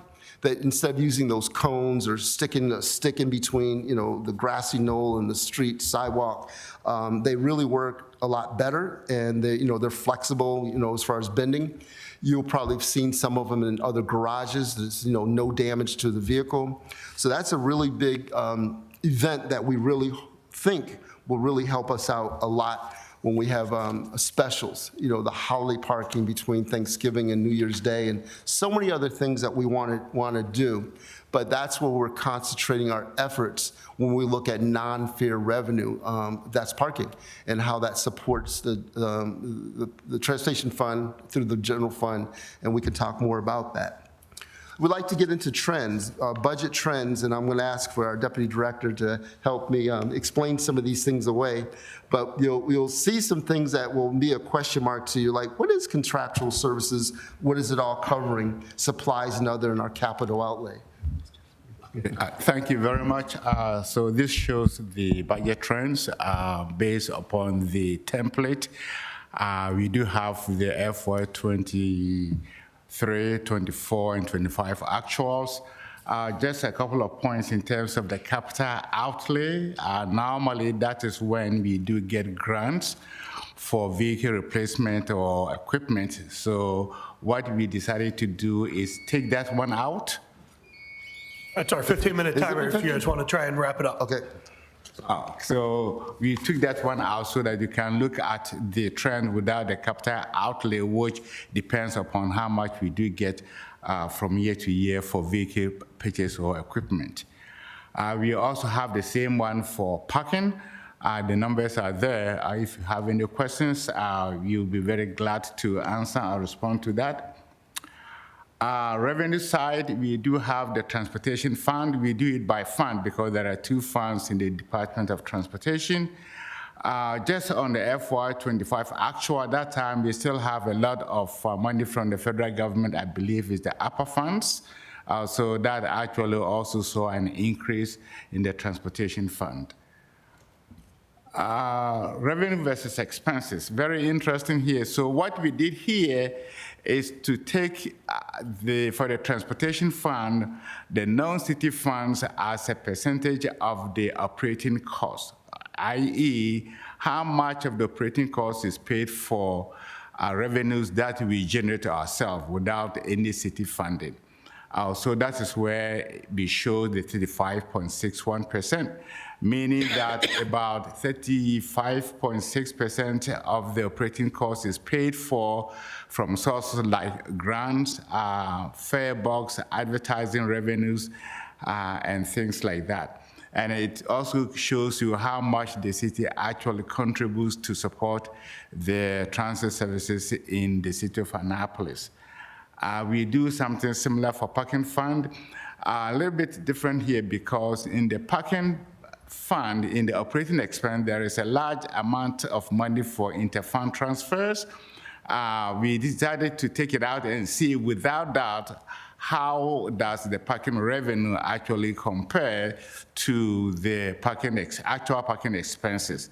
So when we do that, then we do have enough money being generated through the parking activities to pay for its own expenditures. However, when we add back the interfund transfer, then we need to look at other sources of revenue to actually help pay for everything else. Additional information here, expansion of community outreach. Our transportation superintendent has been doing very well, going to various senior centers, the visitor centers, schools, just to send the word out in terms of our services that we provide. We also actively collaborate with county and the state partners. We do have monthly meetings with the county, the Office of Transportation. We also have our quarterly meetings with the state, in addition to anything that may come in between. I believe, so that is the end. Thank you very much. Alderwoman O'Neill, do you want to kick us off, former Transportation Chair? Thank you very much. I appreciate all those information. I have a couple of questions. When you go back to one of the first couple of slides, I didn't write down the slide number, and you talked about the on-street.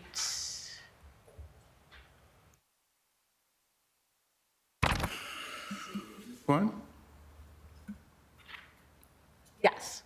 The on-street parking revenue going from 25's actual to the year-to-date. Does that include fines? It does not. That is purely residential parking permits, meter payments? It's all the actual fees to park, not the fines. East Park. Okay, thank you. Wait, can I drill down on that if you don't mind? So it does include residential parking permits, or it does not? Or on street, I believe it does include that as well. Okay. All right, thank you. And then the biggest thing that I hear people ask for is increasing the hours for the Annapolis Go shuttle, hours and locations. In your proposed FY27 budget, how could we do that? Money. We really would like to look at the whole system and make a holistic take a holistic approach on how that actually works, because Alderman O'Neill, I totally agree. That's worked out quite well. We're still in the pilot phase. We have about 14 more months. July of next year, 2027, we'll need to make a decision on how it operates, and do we continue to operate, and then we'll need funding to actually do that. As that works itself within the other rainbow routes, the brown, the green, the red, how does that go with it? Because this one, as a pilot, initially was starting out to replace the underperforming orange route, which was just Monday through Friday from 5:30 in the morning to 7. And we also decided to add in that other second underperforming route, the purple route, which is Monday through Saturday from 7 p.m. to 10:45, which covers the whole city, where the orange only covered a good portion of the middle of the city. It didn't hit the transfer or the turnaround points of Eastport or the mall. So we really would need to really study how we do this without losing too much on the other fixed route. Because a lot of other places, jurisdictions that found success with it, it was a feeder system that went into a hub that carried you to other locations to go other places. But it's definitely something we need to look at. We need the help of transportation planners and how we expand that footprint a little bit further. Because I totally agree with what you said, based on the calls that we get. You can only use this service after this hour where it covered the whole system. Thank you. We heard a little bit last week, and I can't remember which department we talked about it in, about credit cards across the city. And that's the second most often question that people ask is, why can they not use a credit card to get on one of the buses or, Well, they're two-faceted. When you buy a ticket at our location, of course, we can accept credit cards and checks and the like. On board, we really have to be tied in very closely with finance. So just like the permit window or somebody else buying some other commodity from the city, how that ties in with how we do our financial reporting.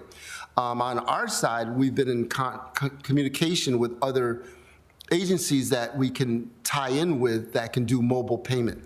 And what does that mean? And if you don't have a high volume, you're going to lose even more money because you're going to have to pay that percentage to use that credit card, Apple Pay, or whatever, the wallet. It's not unrealistic. It's just something that needs to be studied and as a group effort with the finance department and how we grow that part of it. But we've been looking at it, and we can definitely give you some feedback on our findings from the transit side. One other thing that when we went to this electronic fare box back in 2016 or so, there are a lot of components that are really easy, quick disconnect.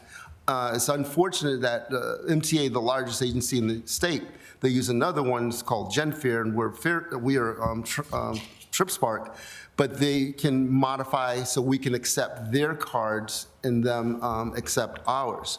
And some of the things we'd like to talk to you more about is that reciprocating environment where somebody that buys a daily, monthly, yearly, whatever on MTA, if they come into the city on the 70 bus, they can continue their journey to the mall or to inner city neighborhoods. Someone doing that same thing on our service cannot reciprocate and use that same pass going that direction. So one of the things is just how we balance ourselves out to incorporate this new mode of payment is something that we want to do because there's certain generations that they don't carry a wallet or carry money in it, and that would definitely be a plus. Thank you. That's all my questions. I'll tell you, I don't have any cash at all in my wallet right now. So, yes, I appreciate that. I think it just, to me, it's about, obviously there is the money part of it, but there's also how do we have people fulfill their civic duty when they want to? And I think I've told you before a story about a friend who, it's like, super excited to ride transit and got on the bus one day because it was raining and normally he bikes to his job and was like, oh, I can't pay. And the guy just said, ride it anyway. We want to have the sense that everybody's being fair and playing by the rules. So anyway, that's not a question. Alderman Thorpe, you're up. Thank you, Mr. Chairman. Thank you, Mr. Moore. Appreciate all the work you put into this and your team, and I appreciate all the time that you've spent to continue to make it better. My questions are hard, and I'm just going to put you on the spot. Slide 5. Do you really not have an estimate of ridership of your buses in fiscal year 2027? You want to take us first stab? When it comes to transit, we are in competition with other modes of transportation.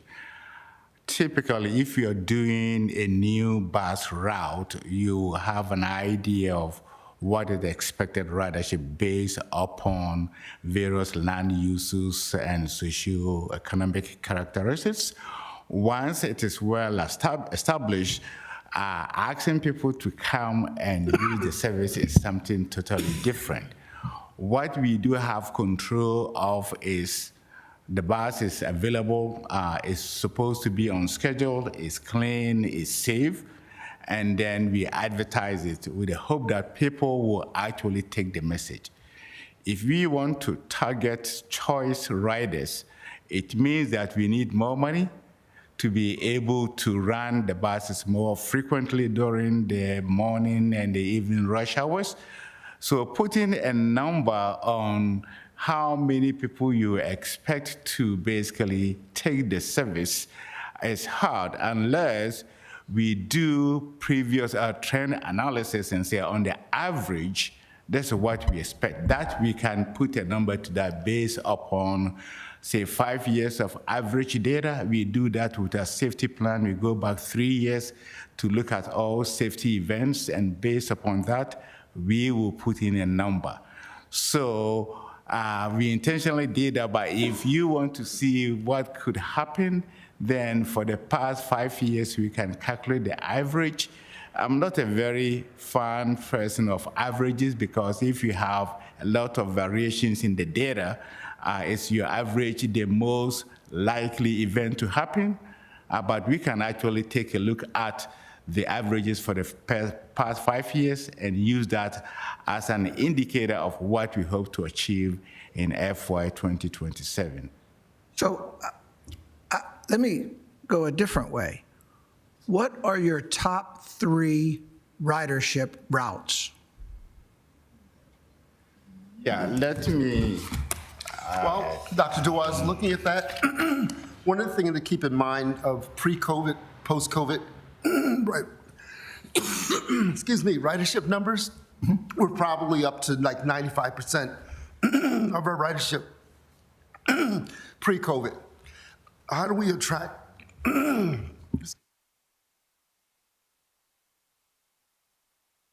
guys Sorry, took they me were up. going to be hard. I didn't mean to. Yeah, bringing tears to my eyes too. One of the things I guess that we're looking at, yes, please. Oh, okay, thank you. One of the things that would really help us out as far as marketing, and as we do our, thank you so much, our community outreach to the senior centers that didn't know about Go Time or ADA paratransit service and all. So part of that, we can look at the growth, but what took us, all the agencies in the United States have taken a decline and just kind of pulling ourselves back up. Before that happened, you know, we didn't really have a lot of teleworking and all that kind of stuff, and people found, some agencies, companies really found that that was a good way of a mix, X amount of days per week to work from home. So as Dr. Doyle will be able to tell you the top 3 routes that we have right now and how they're faring. Yeah, this is up to date for FY26 at the end of March. The number 1 is the Magenta Downtown Shuttle.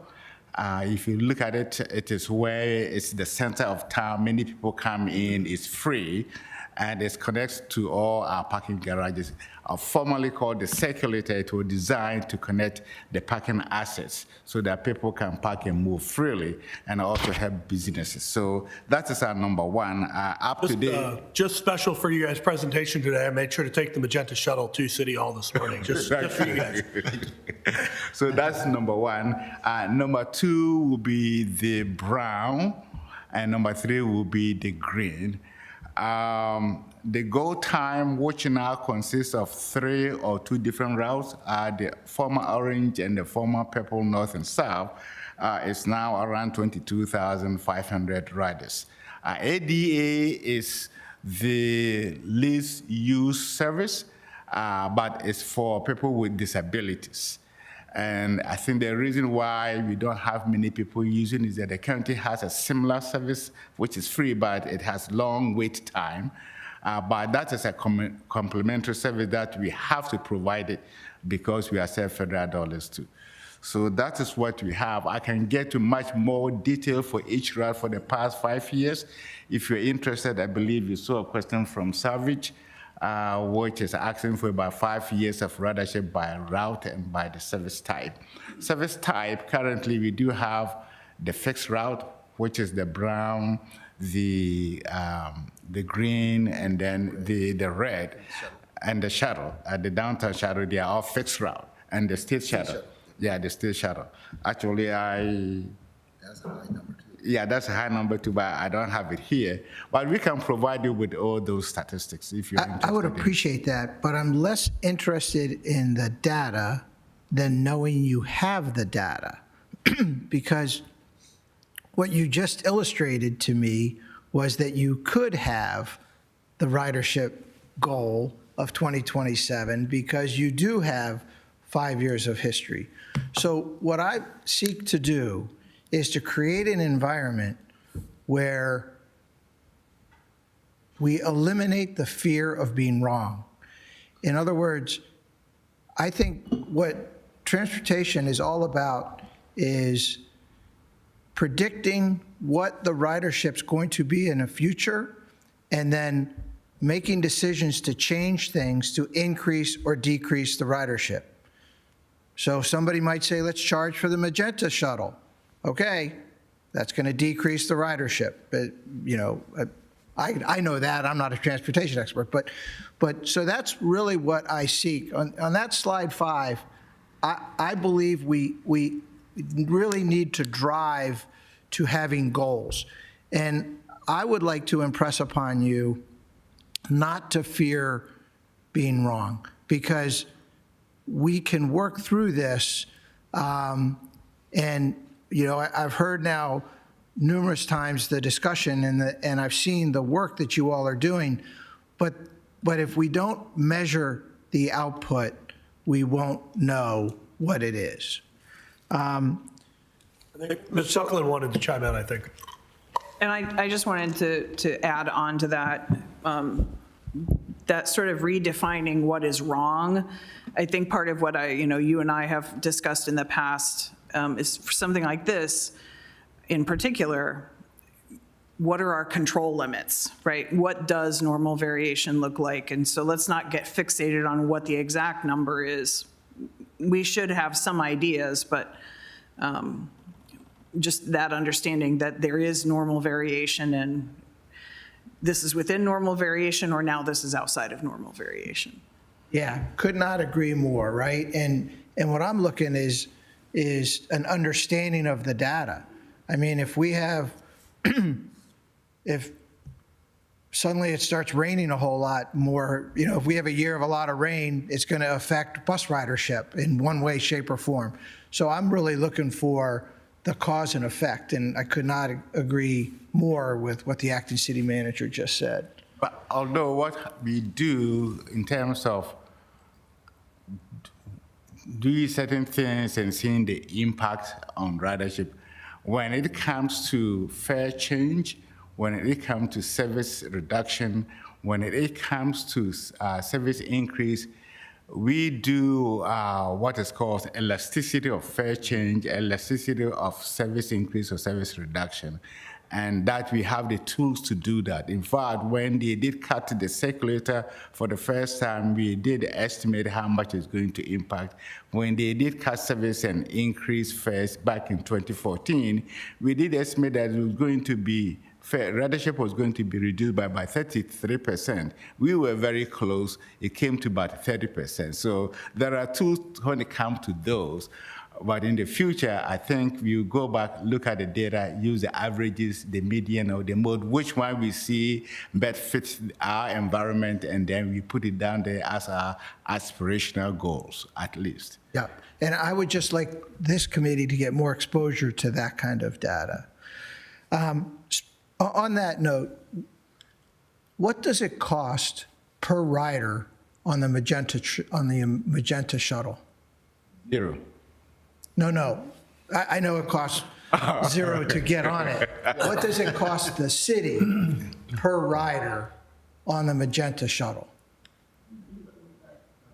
Yeah, because the Magenta shuttle primarily is part of the parking contract. That is why it is run by Reston. So we do have the ridership numbers. We can calculate on the average how much it costs based upon the contract value. I do have the data, but I don't have the exact answer that you're looking for. Yeah, and it was a demonstrative question. I would like to get to that in the future, and I think you clarified something in that the per rider cost is not just a city cost, it's also state and other funding. And I would like to get to that. Can I add on to this just? No. I'm kidding. Go ahead. I'll keep you on your toes. to demonstrate this is not always as straightforward an answer as we would like. So the Magenta shuttle is actually a really good example. It's actually a shared service. Reston does part of it, and the city itself does part of it. So the Reston cost, in some sense, is somewhat more straightforward, just because we know how much that contract is worth. They're under SP, so not directly overseen by us, so there's a little bit of complication there. But the numbers for us are actually more complex because there are a number of different ways to calculate that. These poor guys sat through a very long session with me so that I could understand where some other numbers came from. The FTA has some requirements about how some things get calculated that are not actually helpful from our perspective. How we tend to look at how things cost is not how FTA requires them to do some calculations. So we end up having to ask them to do, in some sense, sort of a second round of calculations to answer those questions for us so that it's a little bit more apples to apples. It's a good question. Part of what you're hearing from them comes from this background of that's actually a more complicated question than you think it is. Is that fair? Yeah. I remember the conversation. We were using It's PTSD from the conversation. She came and used the full hours from the time that the drivers punches in to the time that they punch out. FTA does not use that kind of time interval. And we have to go through all the data again. But it's doable. We do have the numbers. We do actually segregate the ridership by our bus on the Magenta shuttle versus that of Reston. And we also separate the revenue miles and hours on our bus versus Reston, so we can provide you with that kind of data. Yeah, thank you. And that ends that series of questions. And there's no doubt about it that this is hard. And I want to make sure you all have the confidence that as I look to get more granularity on this data, it's not data for data's sake. It's how can we best support the Department of Transportation in order to maximize the quality of our transportation. So I look forward to working with you on that. So I have one other question that's different, and that is, why did we stop the electric shuttle in Eastport? Those were pilot operations as well. And what we wanted to do is to deploy our assets to help City Dock. That was really the number one driver. We have 2 carts to give more service down where you can't park at all to go to City Dock. That was the number one driver. Do you track the number of riders on the electric shuttle? Yes. So I would be very interested in returning that electric shuttle to Eastport at some point in the future. Not tomorrow, not next week, but there is a strong feedback in Eastport that shuttle was exactly what we needed to get people out of cars in Eastport, specifically the peninsula, but quite frankly, throughout Ward 8. And there is a lot of feedback that people could have gotten used to doing that. So working together in the future, not a due out for this brief, but I would very much like to talk to you about returning that shuttle to Ward 8 in the future. One of the things we can definitely look at, because I think I've seen some of the other presentations about 5%. So we may not have to redeploy something, but add into what we were doing. So we found we got it right the first time with the Calvert Street, West Street, Maryland Avenue coming back in. We may need to redefine the route in Eastport, but we really want to get all the way down to, Second Avenue and coming back in. So even when City Dock is done, that may still be good there because there's going to be a bit of less parking at that location. You know, the parking's been moved to Hillman. So there's probably that need to have another one. So when we look at, instead of redeploying assets somewhere else where they're needed most, how about, adding to what we found that's growing? I think we provided you with data for last year on both carts. If you can't locate it, I can get that resent to you today, and I can give you what we've done so far since we started this, which was the weekend before, the weekend after Easter, somewhere around that period. It is a fair weather vehicle. Even if you say it's only 90 degrees, I'm only gonna be there for 5 minutes, the driver's there for 7 hours. And that kind of thing, and then, water, and, all that kind of stuff. So we hope to go March to October, November, but there's sometimes we just can't. But I would like to see that grow. I would very much like to track that data. Please, yeah, please.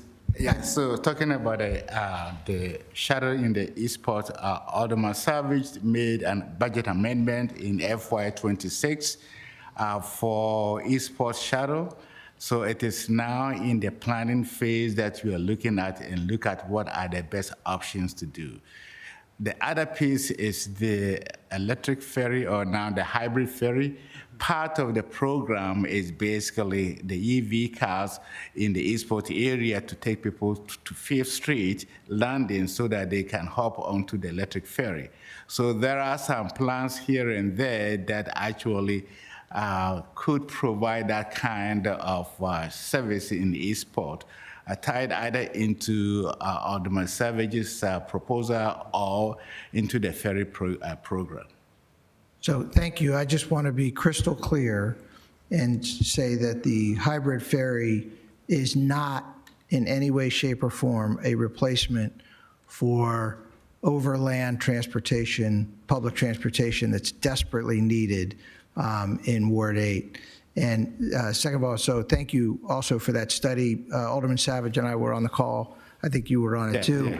As we look at what those alternatives are, my feedback for you, while that is tremendous, and that was also a possibility that we talked about, my point to you is there is a significant demand signal for the pilot program that you created.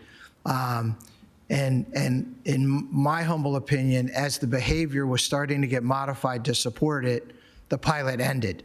And so that's why I'm enthusiastically looking forward to bringing that program back in a way that we measure it and demonstrate the success of it, if appropriate. So, thank you.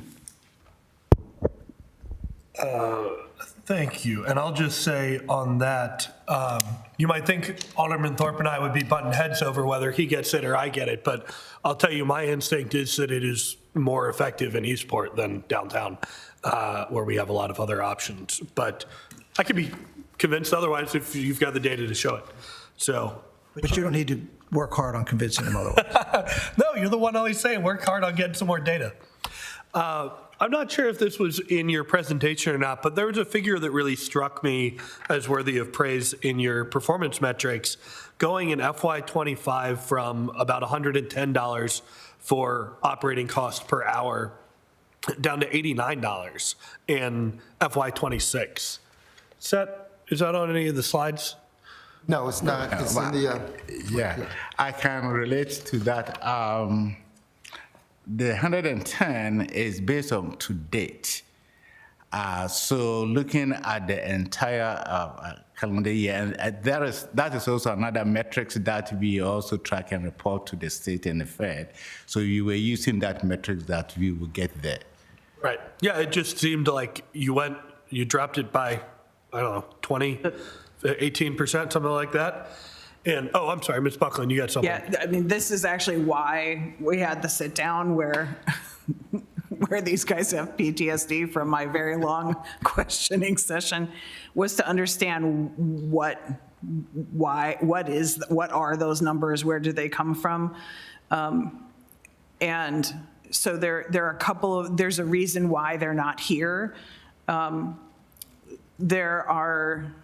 That's a measure that I would very, very much like for us to change this next year, both because I think there are some timing issues with how that gets calculated and reported, and then that difference between how FTA looks at things and how we look at things also drives variation in that number in a way that is not helpful for our decision-making. So I would really, that's why it's not here, I would really, really like for us to revisit some of those measures for next year to have them be more consistent, repeatable, and then reflect what we're actually trying to get at in our own decision-making. Got it. Well, I tried to give you guys the compliment sandwich. It seems, from what I'm looking at, it seems like a really good improvement. I understand maybe there's some reasons for that variation. And I'll say, yeah, the other part of that was going to be, seems to me like it would be better to do operating cost per rider than per hour. But that's the kind of thing that I defer to Ms. Buckland in her non-acting role on for figuring out those performance metrics. What other department did that transportation service worker come from? it was the old DPW, new central services. Got it. So if I were to go look in FY26, it would be in central services, or it would be in? It's 26, yes. Yeah, okay. Yeah. Makes sense, thank you. Can you tell me a little bit more about the ADA service? You started to talk about this, Deputy Director, and I wasn't quite clear on what you were saying. Is it mandated by law that we have? Yes, okay, I'm seeing you nod yes. And so if we were to look at our ridership per dollar, or our cost per ridership figure, that would probably have the highest of any of the routes. You're Yes, saying, it is. But we have to have it. Okay. Well, I'm not going to spend a lot of time trying to mess with that. Let's see, I think we had special projects last year, that changed. You mentioned at one point that on 4th of July, we run a bus from Navy Stadium to Lawyers Mall. Awesome, love it. If we had funding for it, are there other events where you think that would be feasible and advisable? Sometimes we'll get questions, can the city support operating a bus, which would be a charter that we couldn't, from the stadium to, let's say, Weems Whalen? The reason why we're able to operate the bus from stadium to Lawyers Mall, that's the route of the state shuttle. We can do that. We're not, because of federal funds, able to make a charter, whether it's for hire or for free, because of those funds. So when the city does say, yes, we will support whatever that community event is, we will usually go to Reston, or they can go, we give them ideas, because we can't at all do that type of a charter. Yeah. What we want to do, I think what your question is, how do you change a route, expand a route, improve, no? No, I'm saying keep the route exactly the same from Navy Stadium to Lawyers Mall, but for things other than 4th of July. Like, would it make sense for Midnight Madness? Would it make sense for, I don't know, the St. Patrick's Day Parade? See, the 4th of July, we're not running anything, but Midnight Madness, we can just run longer, because during session on Mondays, we run longer to 10 o'clock at night. And then it was requested from the governor's office this year. We go to 8:40 at night. We stick, Monday through Friday, 6:40 to 8:40. And then Mondays, we go to 10. So it was asked by the governor's office this year, Tuesday through Friday, we can go to 9 o'clock. So operating that same time frame, what we could do is do the same thing a little longer. So if you found those first 3 Thursdays in December, we want to do that. But what we have done is ran the Magenta shuttle longer to 1 o'clock. Right. Free service. The other one is a part of our fixed route, so it's $1 or $2 depending on the category. Yeah. You want to add, please? Just a comment on the charter service. It's one of the few things that we report on it every quarter, and it's one of the 2 things that require signatures. Just a reminder. And we do have our charter policy. I think we have given them out, but if you are interested, we can share with you what the FTA regulations are with respect to special services. Got it. So going back to the Navy Stadium to Lawyers Mall part, if, say hypothetically, Ms. Nolan in the city manager's office comes to us and says, boy, we're doing this new event downtown. The traffic's going to be crazy. Navy Stadium has agreed to let people have transportation there, have parking there. What would you need for her, if she came to you and said, boy, I want to run this for that day? What would you need to be able to do that? Along those same routes that you just made mention, that regularly happens. Okay, I think great. I saw in the city manager's presentation that Felicia has like 125 events like that. Right. And if you look back at one of our pages of other statistics, continue to participate and support city-sponsored. Last year, we had 12 of them. And, some of those met that criteria that you just made mention or asked about. Some of the assets that we have are not federally funded, which are those carts. So sometimes we can put those in anywhere. We still got to pay the labor for the driver. So it's really great if the mayor's office, city manager's office say, I can have somebody to drive that cart, ride that bike, or whatever else. But putting it in a parade or so, remember, we can do a rescue off route. If we got to get to higher ground, working with OEM, looking at too cold, too hot, firefighter rehab, those anomalies, it's not a planned event. So, but what Felicia's office would need, we would just really need to look at it, because those come up regularly. So a lot of times we know if it's a yes, no, maybe, or do we need to go get approval from the city manager or the mayor's office. Sure, thank you. That just strikes me as one way we could really alleviate parking congestion, traffic congestion. So I'm glad to hear that. What I'm hearing from you is basically it is possible already if there are situations where we need it. Yes. This is kind of a weird one, but you mentioned event security, and you just mentioned it again. And we're going to be talking about that at a briefing later this week. Could you just offline connect with the city manager and see if we think transportation needs to be part of that, that we make allowances for that? And Ms. Buckland will know what I'm talking about. Okay. Thank you.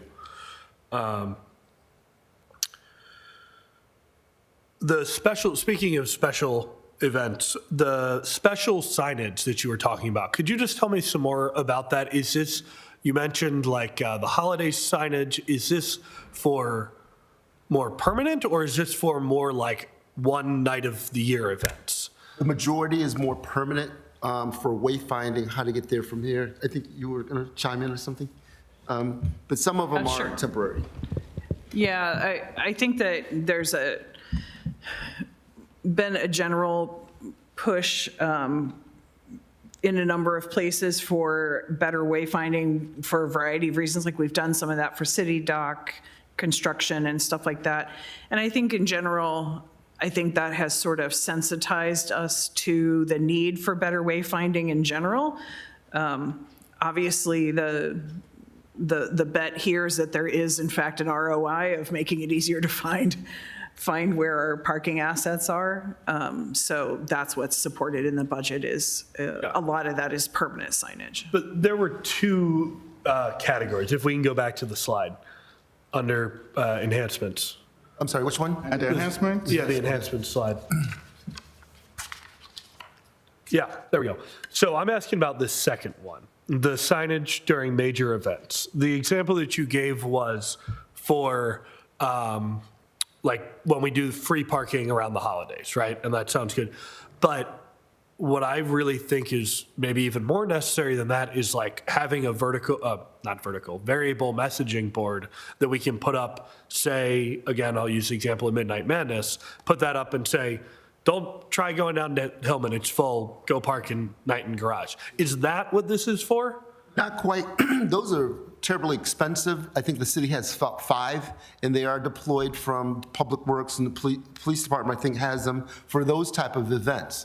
There might be 3 or 4, but they'll put them up always as you come to downtown through, what is that, Bay Ridge Avenue, and then on West Street and all.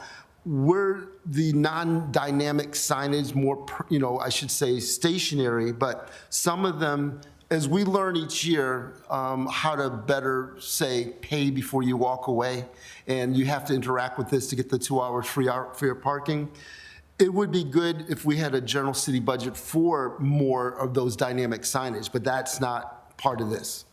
Right. Could you get back to us with a number for some more variable messaging? Because I know they're expensive, but I also do think we have a use for it. Yep. We answered that one. Marketing, the note I had down here was, as we're talking about increasing ridership, and ultimately I absolutely agree with what I think Alderman Thorpe was getting at of making that a performance metric. Have there been discussions around what would it take to better market our bus system? How we would, do we need a staff member for that? Do we need more supplies? If somebody were asking you for a recommendation of how do we better market it, what kind of money do we need to do that? That's a really good question that we've batted around, and Dr. Dual will be able to give you some examples of real-life situations in ADOT 15 years ago. We actually had that position, and we can share how we went out to the community more than what we're doing now and what that benefit was. Yeah, it was very beneficial. Our marketing specialist, for instance, created kind of a workbook that was geared towards children with various ways to move around the city. And she went to the schools and then gave out those workbooks. They took the workbooks to home, and guess what? Who worked with them? The parents, who may not have even heard or know that there is Annapolis Transit. So during those times, there was an active engagement at the city level, businesses, communities, by the marketing specialists to basically let people be aware. She also did training how to use the bus. A classic example was the people who go to Arundel Lodge. They used to be bused.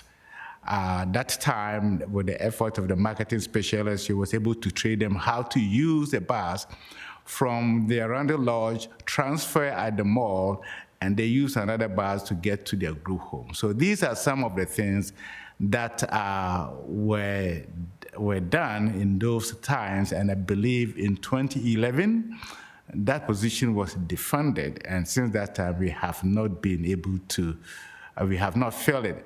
We have worked closely with the mayor's office, the PIO, to do some kind of marketing. But in the TDP, we do have a recommendation for a more robust marketing program. Nice. Yeah, and I think that would be really important to increasing ridership.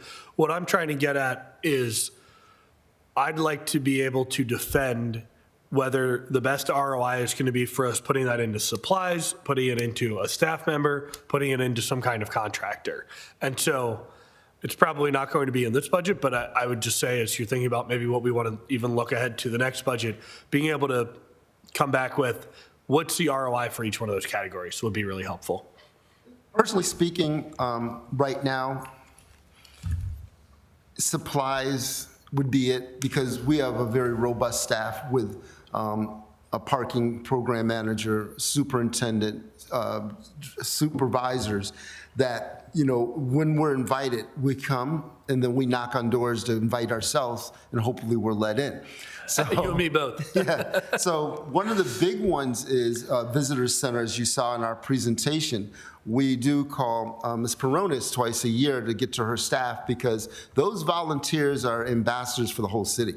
Totally. So when we come with both parking contractors and our transportation folks, our parking program manager, and a list of questions. And they'll videotape us and use it for other engagements. But we try to do that in October before the holiday rush. We try to do that in spring to let them know what's going on, whatever has changed. So, you know, the last time we did this, we actually invited Public Works, the project manager for City Dock, Matt and Jeff also came. Matt Kelly, the project manager, and Jeff Wentz, our traffic engineer, to kind of explain certain things that we, you know, more of the technical, but in layman's terms. So I personally believe that we have the bandwidth, because it's not something that comes up every single day, once a week. We may have those 12 or 15 events, and they're only an hour. When any of you have asked us to go to one of your town halls, ECA, or anything that may come up, that's our opportunity to share more about it, because it really helps to really those unmet needs of the population that just like, I'm going to all get together and get an Uber or Lyft, and it's like, really, I can take Go Time? Or ADA, you know, the ADA bus will take me there? They don't know. So us getting out there and educating our community of residents that don't have other options. Yeah, I tried to take Go Time over to visit Alderman Thorpe's ward not too long ago, go to Adams, rather than an Uber. And it was kind of cool to have the options. I'll tell you, in that case, I forgot why, but we did end up taking the Uber. But, all right, Alderwoman Conti, do you have questions? Okay, I just want to know how quick I need to be with these remaining ones. Either of you guys got anything else? I have one more. One more, anything else? Okay, I'll be fast. Quick one, the part-time drivers pooled, that is a total number of people, not a total number of FTEs, correct?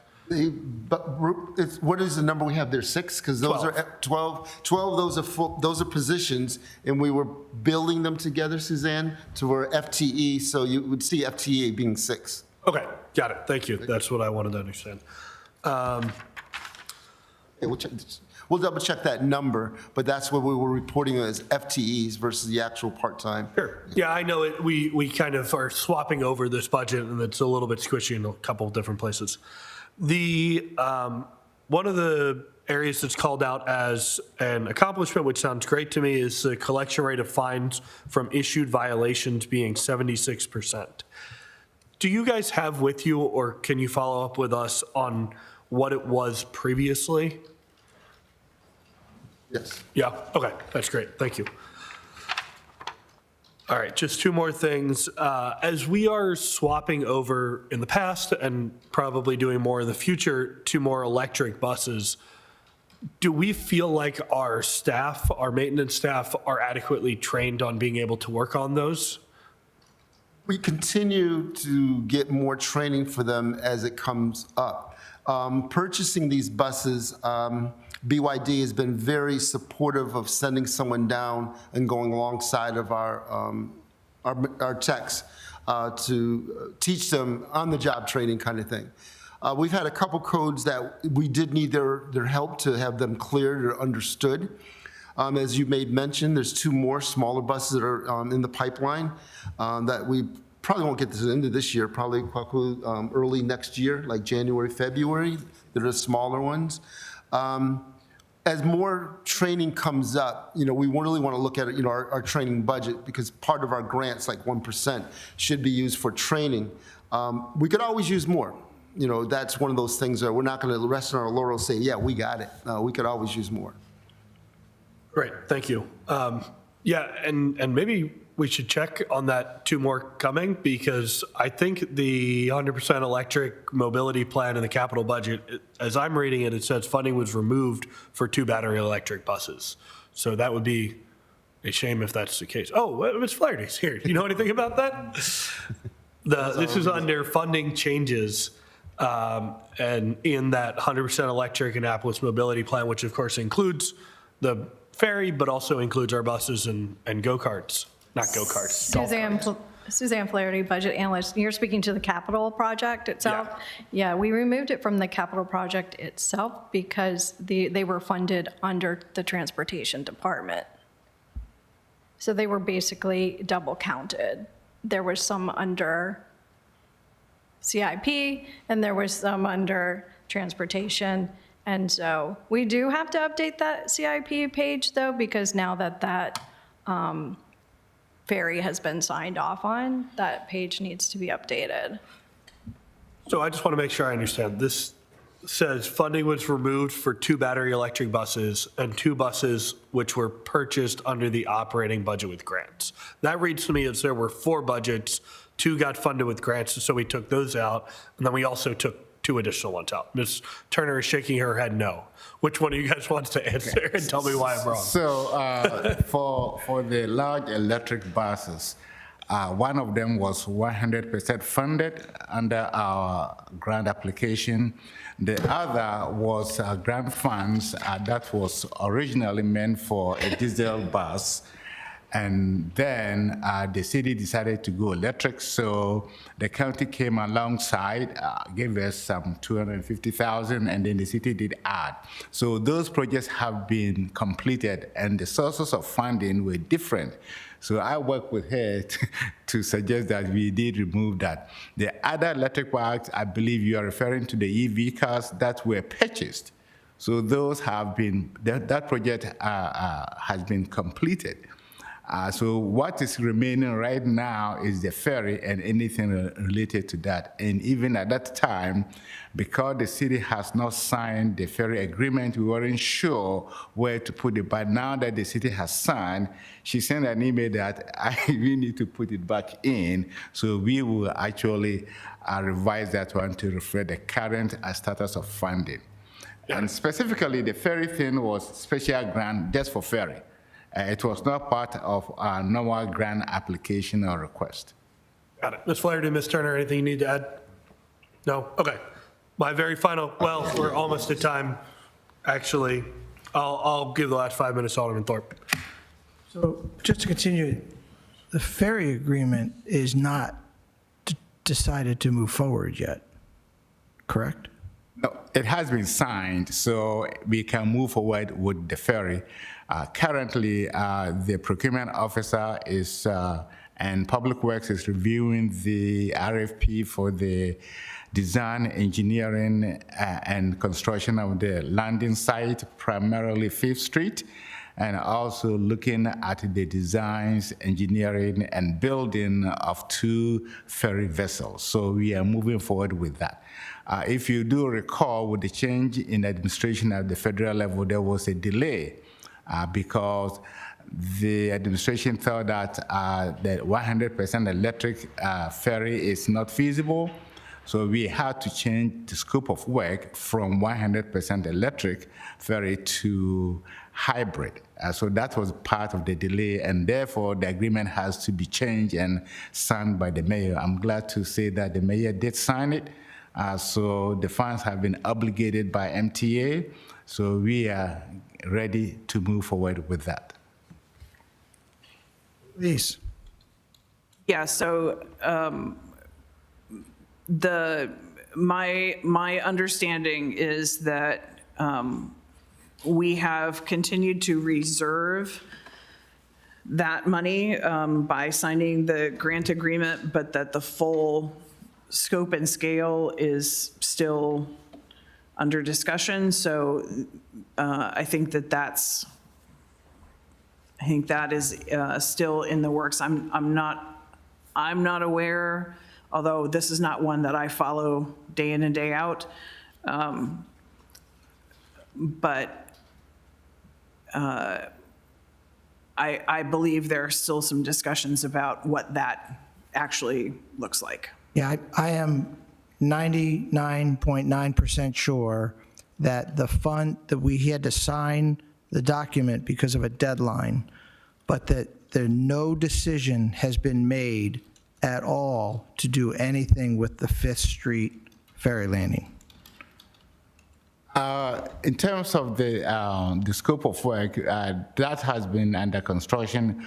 Whether to move forward, that has been under a review for some time, but that doesn't mean that the city will move forward with that. The same thing with the grant agreement, though we have signed, if the city decide at one point that it doesn't want to move forward with the project, all that we need is to send a letter to FTA saying that we don't want to move forward with that. And this will not be the first time the city has done that, where we sign a grant agreement for money and later on the city decide that now we don't want to move forward with that. Right, it's just, it's not semantics when the public answer from the city has been the decision has not been made to move forward with a hybrid ferry, end of statement, which is very different than the decision has been made to move forward but can be changed.